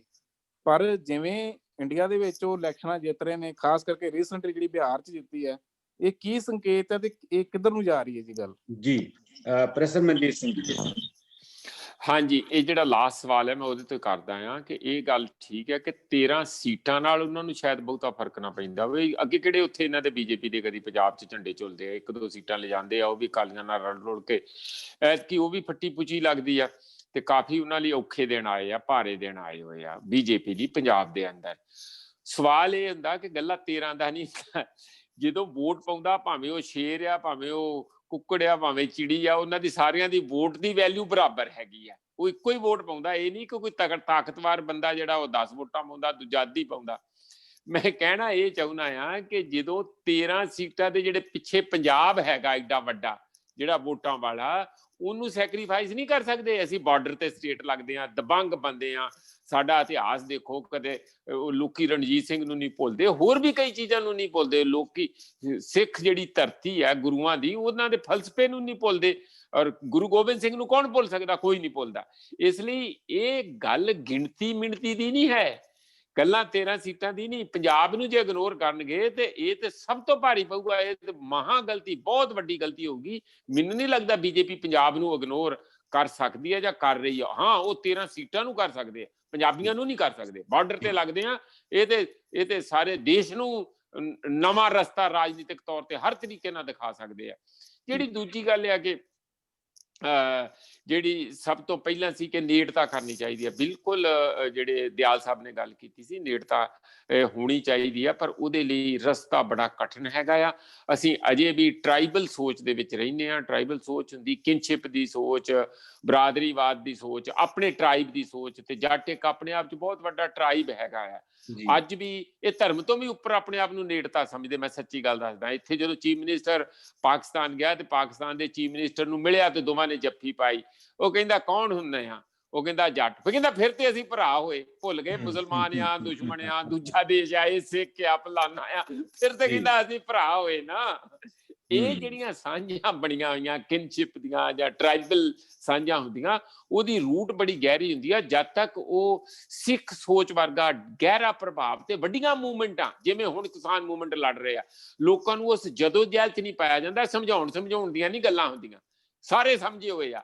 ਉਹ ਤੋੜਨੇ ਪੈਂਦੇ, ਉਹ ਬੰਧਨ ਤੋੜਨੇ ਪੈਂਦੇ ਆ। ਇੱਕ ਨਵਾਂ ਕਲਚਰ, ਨਵੀਂ ਸੋਚ, ਨਵੀਂ ਇੱਕ ਧਾਰਾ ਬਣਾਉਣੀ ਪੈਂਦੀ ਹੈ, ਜਿਸ 'ਚ ਨਵੇਂ ਤਰੀਕੇ ਨਾਲ ਲੋਕਾਂ ਦੇ ਮਾਈਂਡ ਸ਼ੇਪ ਹੁੰਦੇ ਆ, ਸ਼ਾਈਨ ਹੁੰਦੇ ਆ, ਚਮਕਦੇ ਆ। ਉਹਦੀ ਲੋੜ ਆ। ਇਹ ਜੋਖਮ ਭਰਿਆ ਕੰਮ ਆ, ਪਰ ਜ਼ਰੂਰ ਕਰਾਂਗੇ ਅਸੀਂ, ਇਸ ਗੱਲ ਦਾ ਸੁਨੇਹਾ ਵੀ ਦਿਆਂਗੇ। ਇੱਕ ਸਵਾਲ ਹੋਰ ਸੀ, ਕਿਹੜਾ ਰਹਿ ਗਿਆ ਮੈਨੂੰ ਚੇਤਾ ਭੁੱਲ ਗਿਆ ਜ਼ਬਾਨੀ। ਦੱਸਿਓ ਕਿਹੜਾ ਸਵਾਲ ਸੀ ਦੀਪ ਜੀ? ਇੱਕ ਸਵਾਲ ਹੋਰ ਸੀ, ਹਾਂ, ਖੱਟਰ ਦਾ। ਖੱਟਰ ਸਾਹਿਬ ਦੇ ਦਿਮਾਗ 'ਚ ਕਿਹੜੀ ਗੱਲ ਸੀਗੀ? ਹਾਂਜੀ, ਐਂਕਰ ਨੂੰ ਤੁਸੀਂ ਥੋੜਾ ਜਿਹਾ ਯਾਦ ਰੱਖਿਆ, ਮੈਂ ਤੇ ਭੁੱਲ ਜਾਣਾ, ਉਮਰ ਨਹੀਂ ਨਾ।